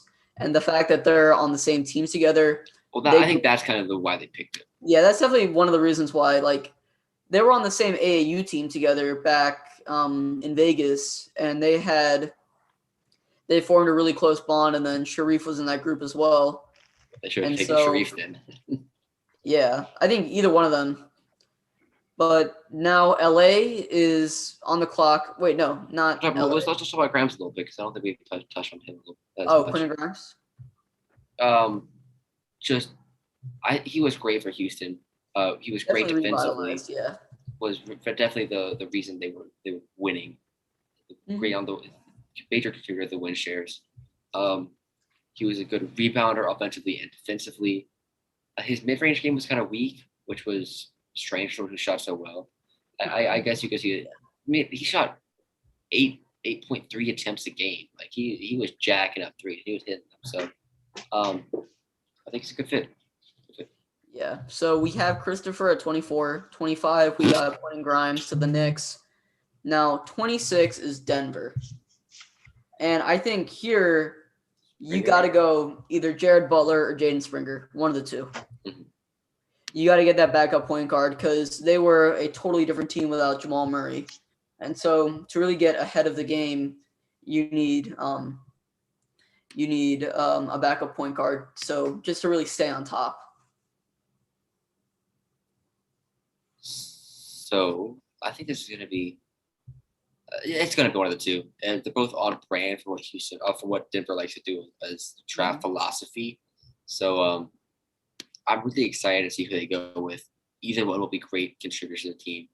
Obviously, if they had either of them last year, they still probably would have gotten stuff with the Suns just because of that discrepancy in roster talent. But either one would be very fun for this team. Springer and Butler are both excellent 3-point shooters. Yeah, and that's kind of their selling point. Springer shot 40. He had good numbers, but it was like really low volume. He still had good numbers. It's kind of like Jalen Johnson kind of numbers, but yeah. Jalen Johnson was definitely a lot lower volume than Springer. Yeah, but Springer definitely his big selling point is the on-ball defense, and for a backup point guard, they're gonna need that. So they're both very combo-y. They're both very combo kind of guys. They both are very fluid between the 1 and 2. Mm-hmm. And that's how they played. They both played in really good backcourts, and their backcourt partner, Keon Johnson or Davion Mitchell, have already been selected. But for me, I find it interesting because I have Butler over Davion Mitchell, just as a prospect. You're not wrong because that the size comparison, they're pretty equal. They're pretty equal profiles. Both pretty equal playmakers. They're very equal in terms of across the board, except one. Davion's got a bit more grit to him, while Jared's got a bit more size to him. So it's kind of like pick your preference. They're very similar though. Yeah. Which is kind of strange for teammates. Like they play well off each other. Usually you see that cop out answer that teammates are very similar to each other, but they actually are. Yeah. So okay. So Denver at 26, they selected a backup point guard. It was not Butler, and it was not Springer. It was a guy that I'm definitely interested in, Nishan, or otherwise Bones Highland. Highland was an electric scorer and a great shooter out of VCU. He's not going to offer that defense that Butler or Springer offers, but he's going to be a great offensive backup point guard. So I'm not going to give this pick an A+ because it isn't, but I'll give it like a high B+ to a low A- because Highland is definitely someone that's been rising up my draft board. Yeah, he's big score kind of guy. Exactly. I think he scored around 20 points a game for VCU. I hadn't actually gotten to watch his films. I'm not pretend like I've seen the player extensively, but definitely an intense defender. That's his biggest positive is his win share and rating. I haven't seen him play, so I don't know his shooting mechanics, but his numbers look solid, very high. I know he was second in the country in attempts per game, but shot a lot lower clip than Grimes did. So he was 37% on 7.8 attempts a game. So just seeing that volume compared to his 3-point percentage or his free throw percentage, I think he projects well to be a good shooter. But shooting and defense, definitely valuable. I don't know how much usage he's going to get, obviously, which is a big part of his game. But his playmaking's got to be worked on. But obviously, he's going to be the backup to Jamal Murray, who is a good playmaker. So, good pick. I don't think I would have taken him at this point in the draft, considering mean, I would have taken him at this point of the draft, but just considering who was left available, I don't know. Like Maybe Butler's got some more concerns that we don't know of, but I can see the appeal of him over Springer because both of them are very similar in terms of their defense and shooting ability, except Bones is definitely Highland is definitely a much greater volume shooter. Yeah, definitely more of an offensive weapon there. And I think that in any other situation where Butler and Springer were off the board, I would have said, yeah, go ahead, take Highland. It's just that they're on the board, so I think they could have done a little bit better here. So nothing yet from Shams for pick 27. So what's the plan for the second round? Are we gonna just stay around, or are we gonna call it a night? I think we might have to call it a night. Yeah, especially since I have a very early flight tomorrow. What? I have a very early flight tomorrow. So Oh yeah, for sure. So should head to sleep. Unfortunately, we will call it a night for the second round. But to anyone that's watching this on YouTube or anyone that's here live just before pick 27 comes in, this has been a hell of an episode, and we'd love to do this more often, whether it's a big game or a draft.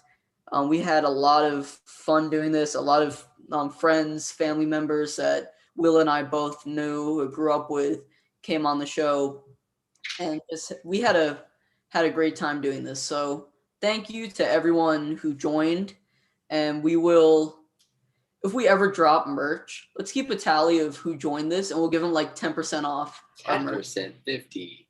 50. Okay. I'm a money man, so 10, I like 10 is like. Yeah, you know what? No, they took time. Like D Wood was on here for a 25. good 45. Neo was on here for a good 45 minutes. Noah was here for a while. Noah, Lucas, they were on here for a while too. So I think we'll give them a discount. And if you want to see merch, get us to 100 subscribers on YouTube. We are currently at 95. We got 5 more. So close. And that's going to be one step before we potentially drop some drip. We're gonna need some good designs on those. I don't drop it. Got a collaboration with Versace, but still nothing from Shams. Who's at pick 27? Can we have some hot girls join the chat next time? Who said that? It's my uncle, bro. Sure, that doesn't have that kind of appeal yet, but definitely an audience we'd like to reach. I think when we have Lou Williams as a guest feature, he can bring some. We need a wing session with Lou Williams. Round table wing session. Order some wings, that'd be the best episode of all time. Lou Williams, Magic Kind of like Hot Ones, you know what I mean? Can we have a genial presenter? So pick 27 belongs to Brooklyn. This is going to be interesting. There is a lot of quality talent on the board, and I did not think that some of these guys would fall. So there is Sharif. Backup point guard is a must for this team. There's Jared Butler, and there's Cam Thomas. So you have 3 elite backup. Oh, and Jaden Springer. So you got 4 backup guards to choose from. So who would you go with here? Sharif, no questions asked. Playmaking is phenomenal. I know they don't have a fantastic big man cutter. I mean, Nick Claxton would probably be the most athletic big they have to pair with a backcourt with Sharif, but they've got the shooting. They've got KD. They've got Kyrie. They've got white guy. How I forget his name. Oh, Joe Harris. Joe Harris. I am pathetic. That is on me. I knew it. I just saw his face. I'm like, Joe Harris, $18 million a year. Dude, the overpaid guy that can shoot. Yeah, overpaid just Dude, 18 mil for like 7 points a game. Yeah, overpaid. But they needed to keep him. They definitely. Anyways, I think he'd be a great fit here. They could take a risk on someone like Jared Butler. They do need front court help though, considering DeAndre Jordan is not a good center for the modern NBA, and they're going to be losing Blake Griffin, which is really valuable for them. I know there's not a lot of power forwards available, but obviously there's I haven't watched his film yet, but that guy from Serbia, Philip. Oh, Petrusev. I Yeah. haven't heard too much about him. He Like, in scored terms a of- lot, so Yeah, definitely someone to keep an eye out. Jeremiah Robinson Earl, another guy that I've had mocked here. But I I could think, see Joe Weiskamp going here. oh, yeah, Wieskamp too, great shooter. But yeah, I think it's between Sharif or Butler. It's just straight up BPA too. Like Sharif will open up the floor. He'll unlock a lot of opportunities for you. And Harden and Kyrie both have the capabilities of playing the shooting guard. So if you take just one of them out, you can have Cooper and Harden, Cooper and Kyrie.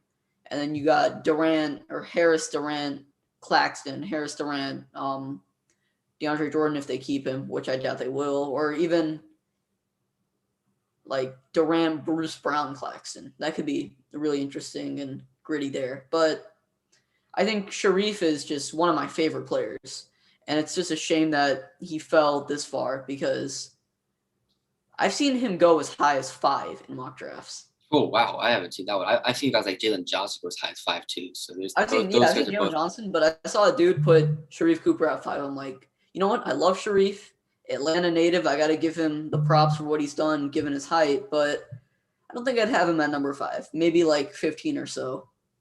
Still excellent prospect. Still not in yet, so we're still waiting on this one. God, Shams. Oh yeah, another big draft night winner, Shams Charania. Dude, smoking Woj. No, look at the comments on Twitter. I have not seen the comments. I just know he's been smoking Woj. Like the comments on Twitter, it's just like, man, you've been smoking that Woj pack. I just saw that, or you've been owning Woj. Like I personally would not slander Woj because if he wasn't on set, he'd be on this like crazy. But Shams has been picking it up. But you know what? Shams has been doing his thing. And then 28, we have Philly, I believe. It's Philly, Brooklyn, Jazz to end up the first round. Or Philly, is it Phoenix or Brooklyn? Because I thought it was It's Brooklyn again. Brooklyn, Philly, Phoenix, Utah. It's Brooklyn, Philly, Brooklyn, Jazz. Wait, really? Yeah, I think the Suns traded that pick. Oh, okay. Wow. I think at least the draft order I have pulled up, which is all right so far. It's got Yeah. Memphis at 10, Pels 17. Yeah. Any Africans in the draft this year? Well, Jonathan Kuminga, he's from Congo. Well, there are, but no one's like Kuminga. straight. Like No, Kuminga's like from Congo. No, I mean like playing in. Oh yeah, overseas. Because Garuba is kind of like Serge Ibaka, where he's playing in Spain and represents their national team. But yeah, Kuminga moved here from Congo at like 15 or so, similar to what Embiid did. Played high school ball in the States. Mm-hmm. No one else. It was definitely more of a prevalence in 2020. Yeah, I can't think of anybody. I'm looking through the draft order. Yeah. Him and like Garuba. That's really it. Yeah, I think so. Last year, year, Caribbean, obviously, you have Jones. Yeah, Kai Jones from Bahamas. But last year you had Okoro, Okongwu, bunch of guys. Oh wait, let's see what Woj posted. Well, then you got like Joe Yayi from France. You guys, there's a lot of international in this draft, but. So Brooklyn made their pick. Cam Thomas. Okay. I like that. Okay. I think I would like Sharif or Butler better, but I don't hate it. I don't hate that pick at all. No, microwave scorer. Who? I mean, backup for Harden. I mean, he's kind of a similar player. I mean, he'd be a good back for Harden. Yeah. Yeah. I just think if you look at the likelihood of who needs a backup more, it's going to be Kyrie. Yeah. But you're gonna have Harden at the point, I guess. You'll because if Kyrie gets hurt, Well, no, okay. So if Kyrie got hurt, you move Harden up, and then you play Cam Thompson at the 2, and then Yeah, exactly. Yeah. Harden takes the facilitating role, and then Thomas takes the scoring role. I would have liked to see Thomas get a spot where he has more usage to show that playmaking, not playmaking, the scoring ability, but definitely a good spot for him. Not a bad spot. Yeah. Oh, who's the top European pick this year? Sengun? Oh, it's Sengun, 100%. Alperen Sengun from Turkey. Alperen Sengun is a monster. Big time monster. If you haven't heard our spiel yet on how good we think that he is a traditional big, but has Turkish. beautiful post moves. He's got a spin move that makes defenders look silly. He was the Turkish League MVP at 18. Has a 83% free throw percentage, which is translating into a really nice mid range. He's dominant in the paint, fronts, posts, guys, with ease. 7 foot.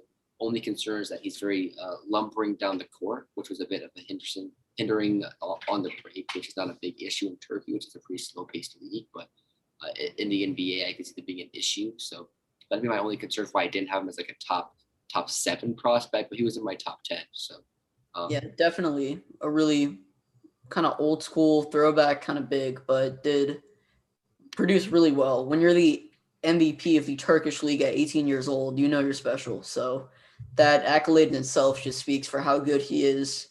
And then Franz Wagner, he's from Germany, but he played college ball in the States at Michigan. So I guess kind of similar to Kuminga, he's technically the top European prospect, but Sengun came straight out of Europe. Wagner played in the U.S. at Michigan.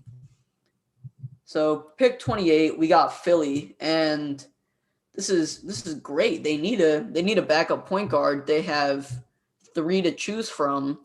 More between really I think Butler's the guy here. I swear we said either Butler or Sharif Cooper is the top pick or like the best pick that they should pick for like the last 10 or so picks. Yeah, so let's go through. We haven't really talked about best player available specifically yet. So if you're looking at Jared Butler, Jaden Springer, Sharif Cooper, I'd put Neemias Keita in mine. Maybe not.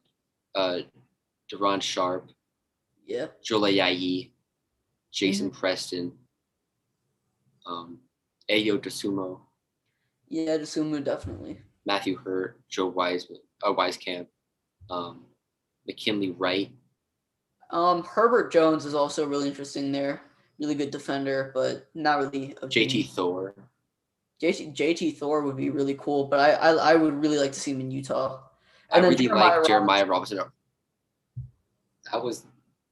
You know it, man. I love my Villanova. I really like Jeremiah Robinson. I think he's a first rounder for sure. He should be. I turned on the tape from him, and he was one of the players in the second round I watched. I don't know why. Maybe just because he's from Villanova, and I just love Villanova guys. But I turned on the tape, and I was very, very impressed with him. And Matthew Hurt, I'm a big Matthew Hurt fan. Yep. So those are kind of the best players available at this point. And then there's the international guys, Philip Petrusev. Rocco Parison, I think, is the other guy's name. ROKO. Oh, Dacian Nix. How can we forget Dacian Nix? Oh, Dacian Nix. Yeah, great playmaker. Definitely a good facilitator. Anyone else notable? I think you mentioned Miles McBride or Deuce McBride, whatever you want to call him. There's the 2 European guys, the Belgian, the Frenchman. There's Juhan Yeah. There's some very interesting properties. The second round is going to be very interesting. Be fun. There's a lot of quality here in the second round. So even guys like Sandro Mamushvili, Justin Champagny, Yves Pons, Jose Alvarado. Moses Wright. How do we forget about those guys? I think Moses Wright is yeah. David Dubin. So a lot of interesting guys here. Mac McClung. I just want to point out a fact about Alvarado and Moses. Both of them were top 5 in the nation minutes per game. Alvarado was second. Both played 37 minutes a game in college basketball, which is just That's unheard of. Alvarado had 2.8 steals a game. Both of them played up crazy numbers and have been disrespected in this draft. Which ACC player and defensive player of the year. Like every year, you see there's everyone that plays well in the ACC usually plays well in the NBA. Donovan Mitchell, John Collins. Like hell, Michael Jordan. If you want to go far enough. I'm just trying to think of like the guys that played well but weren't starters on team. Like weren't like the Duke guys. Oh, okay. Let's see. Donovan Mitchell is probably the first name that comes to mind. John Collins. He was ACC Player of the Year too. Was he? Okogie. Yeah, I think so. He was definitely up there. Josh Okogie to Gary Trent Jr., another guy that we're big fans of here at the podcast. And then a lot of guys 76ers, Jaden Springer. Finally, good pick. Really good pick. All right, solid pick there. Really good defender. Pick 29, you got Brooklyn again. And Brooklyn took Cam Thomas. I wonder, do they take Sharp here? They should take someone in the front court, I think. Yeah, so I think I like JT Thor. I think that'd be a really good pick here. That could be a really good pick. He's a little raw, but there's a lot of upside. I think but Thor. Raw, you could take Raw with the big team. With the championship, you can take Raw. You can work with Raw. Yeah. Or what could be really interesting is they actually go for a point guard, which I don't think they should necessarily do. But really, I wouldn't be opposed to it. Yeah, really solidify that backcourt. They could go Isaiah Todd. Dog, I don't even. I'm looking at this. I don't see Isaiah Todd on here, like just as like for the prospect rankings. He's on 67 on my list. You on ESPN? No. Oh. My big board's on Tankathon. Oh yeah, Tankathon's great. Tankathon has Suggs over Cade, right? Yeah. Yes. They just put Mobley at number 1 today, I think. Oh really? Yeah, because I know Suggs was at 1 for a while. Oh, and Dad signing out, very entertaining and informative. Thank you, as always. Thanks for watching. The number 1 fan, obviously. Yep. We got to get the dads to play a 1-on-1. Wait, no, your dad's tall. He is tall, but he's very injury prone. No, trust me. He would probably like tear his knee, like going over. Like he can shoot through. He's got a nice shot. Yeah, my dad didn't grow up here. My dad could maybe do something in soccer, not basketball though. Yeah, we're this late in the first round. The second round kind would get very, very out of hand pretty quick. Bro, we've had this has been like such a fun recording. I'm so glad we did this. Man, I wish I was in Atlanta for this. What? I wish I was in Atlanta for this. This was facts. Next time we should just do it live together. The stream quality is so awful. Okay, I have it pulled up on YouTube right now. It's not as bad. You literally just streamed my website. It's just my desktop. Yo, who's a Sean O'Neal? You know that guy? I know it's Sean. I don't know what his last name is. He said, "Will baby, hey, what do y'all think of Cade to Detroit?" Well, we like that. That's my Sean. That's my Sean. All right, and somebody signed into my Google account. How may I access the Zoom? Probably from the family desktop, but you can access it by going to Instagram. Even though they're probably not watching, since I don't think we have anyone. Well, it's been a very the draft has been very slow. Like we were getting picks every 5 minutes at the beginning of the draft. Yeah, seriously. Like it's like you have such good players there. I don't know why you wouldn't like immediately jump like Sharif Cooper, a guy that should be a top 10 to 15 passer in the league the moment he gets drafted. It's fallen to 29. I would look at New Orleans as a trade up. I need to stop talking about New Orleans, but he's a really good fit in New Orleans. They have picked 35. He can't go further than that. No. In my opinion. he shouldn't. Like that would just be a straight felony there. Yeah. That's a war crime. Well, stay tuned. Friday or Saturday, we'll be doing draft grades of first round, second round for each team. Yep. Any other content you want in the draft, we can finish doing film sessions because they still haven't played the game yet, so you're still gonna want to look at film if you do your new shiny toys in the NBA. Yeah, especially for teams like Houston, Charlotte, Orlando that have had multiple big names in the first round. But let's before we wrap this up, let's do a quick Twitter check because we are staying here till the end of the first round. Let's see. It's been a slow end of the first round for sure. Yeah, it has been super slow. Nothing from Shams. I've just been frantically like refreshing Twitter. Yeah, that was me at the beginning of the draft. Yeah, the beginning of the draft was fun with all the guys on. Noah was a good guest. I liked him a lot. He was very insightful with his commentary. Noah definitely. Noah is probably the biggest Jalen Green fan I know, because during quarantine he would watch the prolific prep Jalen Green show on Overtime, and we would always just talk about Jalen Green. Then Lucas was great too. He's a really good basketball player, has high basketball knowledge, as Flight would say. Rahul for like 5 minutes was interesting. Well, D Wood, bring them on the pod. D Wood was funny. D Wood, I love D Wood, man. D Wood, if you're watching this, that was great. Hunter, good to have you. George for a little second. Yeah, George for a little second. I saw his forehead. I'm like, that looks like a Blaha right there. Yeah, dude. I was just like, you saw my face. I was like, damn, we got a Blaha on here with Drip Lloyd, man.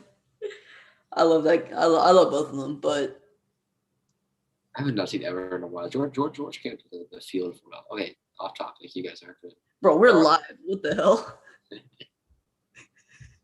Do we have the picking yet? It's been enough. It's been a while. It's been 5 minutes. It's been oh wait. The Nets took Day'Ron Sharp. Okay. I like that. I was saying they need I good pick. Yeah, because DeAndre Jordan is on his way out realistically. And with Day'Ron, you get a good rebounder and you get a guy that can pass the ball a little bit for his size. And so that is the fourth player from Montverde Academy, I believe, that has been selected. Isn't that crazy? So Picks 1, 4, 14, and 29, all from the same high school. So Day'Ron was my fifth center, behind Keita, Jones, Sengun, and Mobley. But don't let that fool you. He was very effective. He only played like 19 minutes a game, so he wasn't getting a huge minutes. He wasn't very efficient of a scorer, but his rebounding rate really did most of his work. Was a prolific offensive rebounder.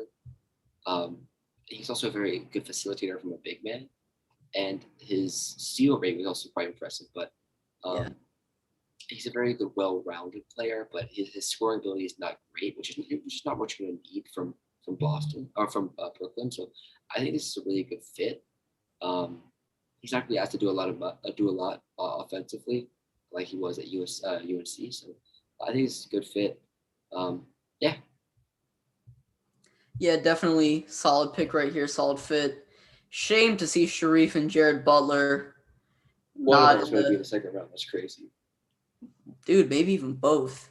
Watch the Jazz select like Greg. The Jazz are good at drafting, so yeah, the Jazz are good at drafting, but JT Thor is probably the best like fit. I think that's what that sounds like very logical. Mm-hmm. Damn, I really wanted to see Sharif. All right, since we're not going to the second round, let's just talk about some of our favorite prospects available for day two. We're going to be our day two steals. So you do one, I'll do one, back and forth. Is it day two or is it just? Or not day two. It's going to be tonight, but you know. Yeah, tonight, just like at like 1 a.m. Sharif, Jared Butler, obviously the two guys there. Come on, man.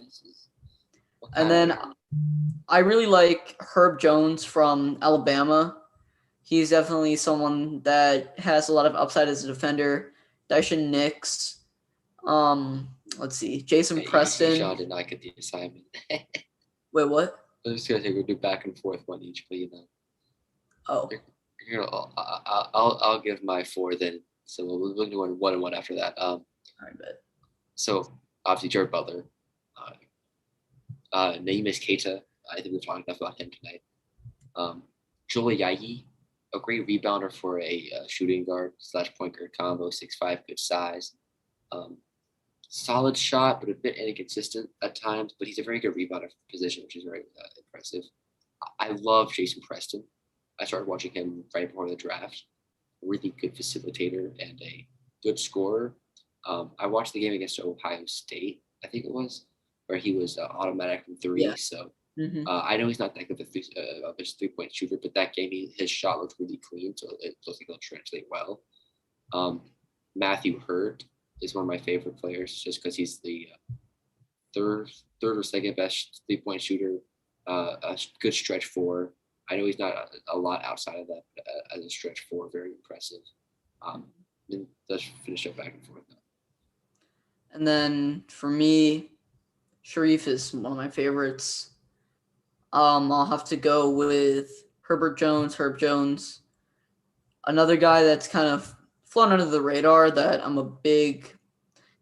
definitely a big fan of is Sandro Mamukelashvili. He was a what's the conference that Villanova's in? Big East. Big East Player of the Year, 6'11" European center, and he reminds this is a stretch, okay? He's not going to be a Nikola Jokic, but he definitely watches Nikola Jokic. He has some of those tendencies of passing ability that a young Nikola Jokic possessed. And then another guy that I think is very intriguing is Yves Pons out of Tennessee. He's 6'6", small forward, but he's really strong, can jump out of the gym, tested like crazy during the combine, and can be a good defender, rebounder, and was an elite shot blocker in college for his size. So this is very interesting. Yeah, and then you got guys like Wisekamp, who's a really good shooter, but I think that's all he's going to be at the NBA level. Did rebound pretty well as a small forward. So who do you think? So first of all, Memphis traded with Utah. All right. It's Memphis's pick. It's not going to be a point. I don't know. You got Thor. You got Santi Aldama. Have you heard of that guy? Say the name again. Santi Aldama. He's from Spain. I've heard the name before, once, but yeah, I'm a little. He's not in my top 75. So I'm looking at from Tankathon. So. Nope. And trade up for this guy. Good job, Memphis. You've had a terrible draft. You've been terrible. You had James Bouknight fall to you. You were like, nah, I'm good. You trade up for some random guy from Spain, even though you got. Oh, here we go. He is actually the 59th or 60th ranked player. Wow, they're so much better than. Yeah, 59. When you could have had Jeremiah Robinson Earl, Luca Garza, McKinley Wright, Moses Wright, Alvarado, Matthew Hurt. We've literally listed the entire second round worth of players that we think are better. Herb you got Jones, JT Thor, Kessler you got Edwards. Jeremiah. Yeah, dude, there are so many. We love Jeremiah Robinson Earl. Sharif, Jared Butler, JT Thor. Trendon Watford even. Dasumu. Those are all second rounders. Trendon Watford even. Yeah, Trendon Watford for sure. So, first round, some big winners in my opinion. Orlando, Charlotte, and Magic. Oh, you're saying. Yeah, Orlando Magic, Charlotte Hornets, and I would say, third one.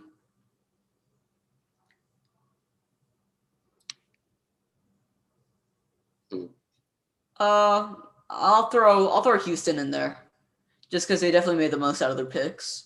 What about you? Who are your 3 winners? You can pick 3 winners. I got a copy. Your Magic. Yeah. Pell's huge winner. Traded back.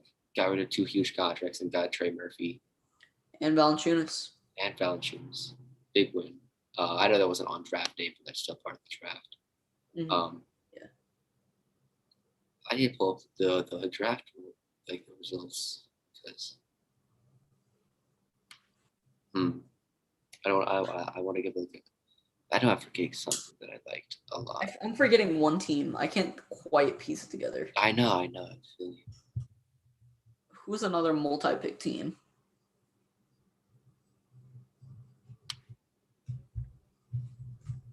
There's some pick I love from the lottery. Oh, OKC with Giddy, but then they had Davion, which made no sense. Or not Davion. They picked Trey Man. Yeah, That made no sense. That did not I make loved that Giddy pick though. Giddy pick was excellent. Golden State They picked 2 good. I think they picked BPA two times. So I think they've maintained their trade value, which is good. Yeah. And Moses Moody is a perfect player for them. Well, that will about do it for definitely one of the most eventful live streams we've had, and definitely something we want to bring back for a future large event. So if you enjoyed this, please leave a like, a comment, or a sub. It definitely means a lot to us. We're so close to 100 subscribers, so it would really mean a lot if you guys sub to the YouTube. And stay tuned. We got draft grades coming up. We'll put some stuff on Instagram, Twitter, whatever, and we'll even link some stuff up on the website. So with that being said, my name is Ishan Cheth. Alongside me, as always, William Ezel. Today, episode 51, the NBA draft special, first round. So thank you all guys for coming, watching, and we'll see you next time. Peace.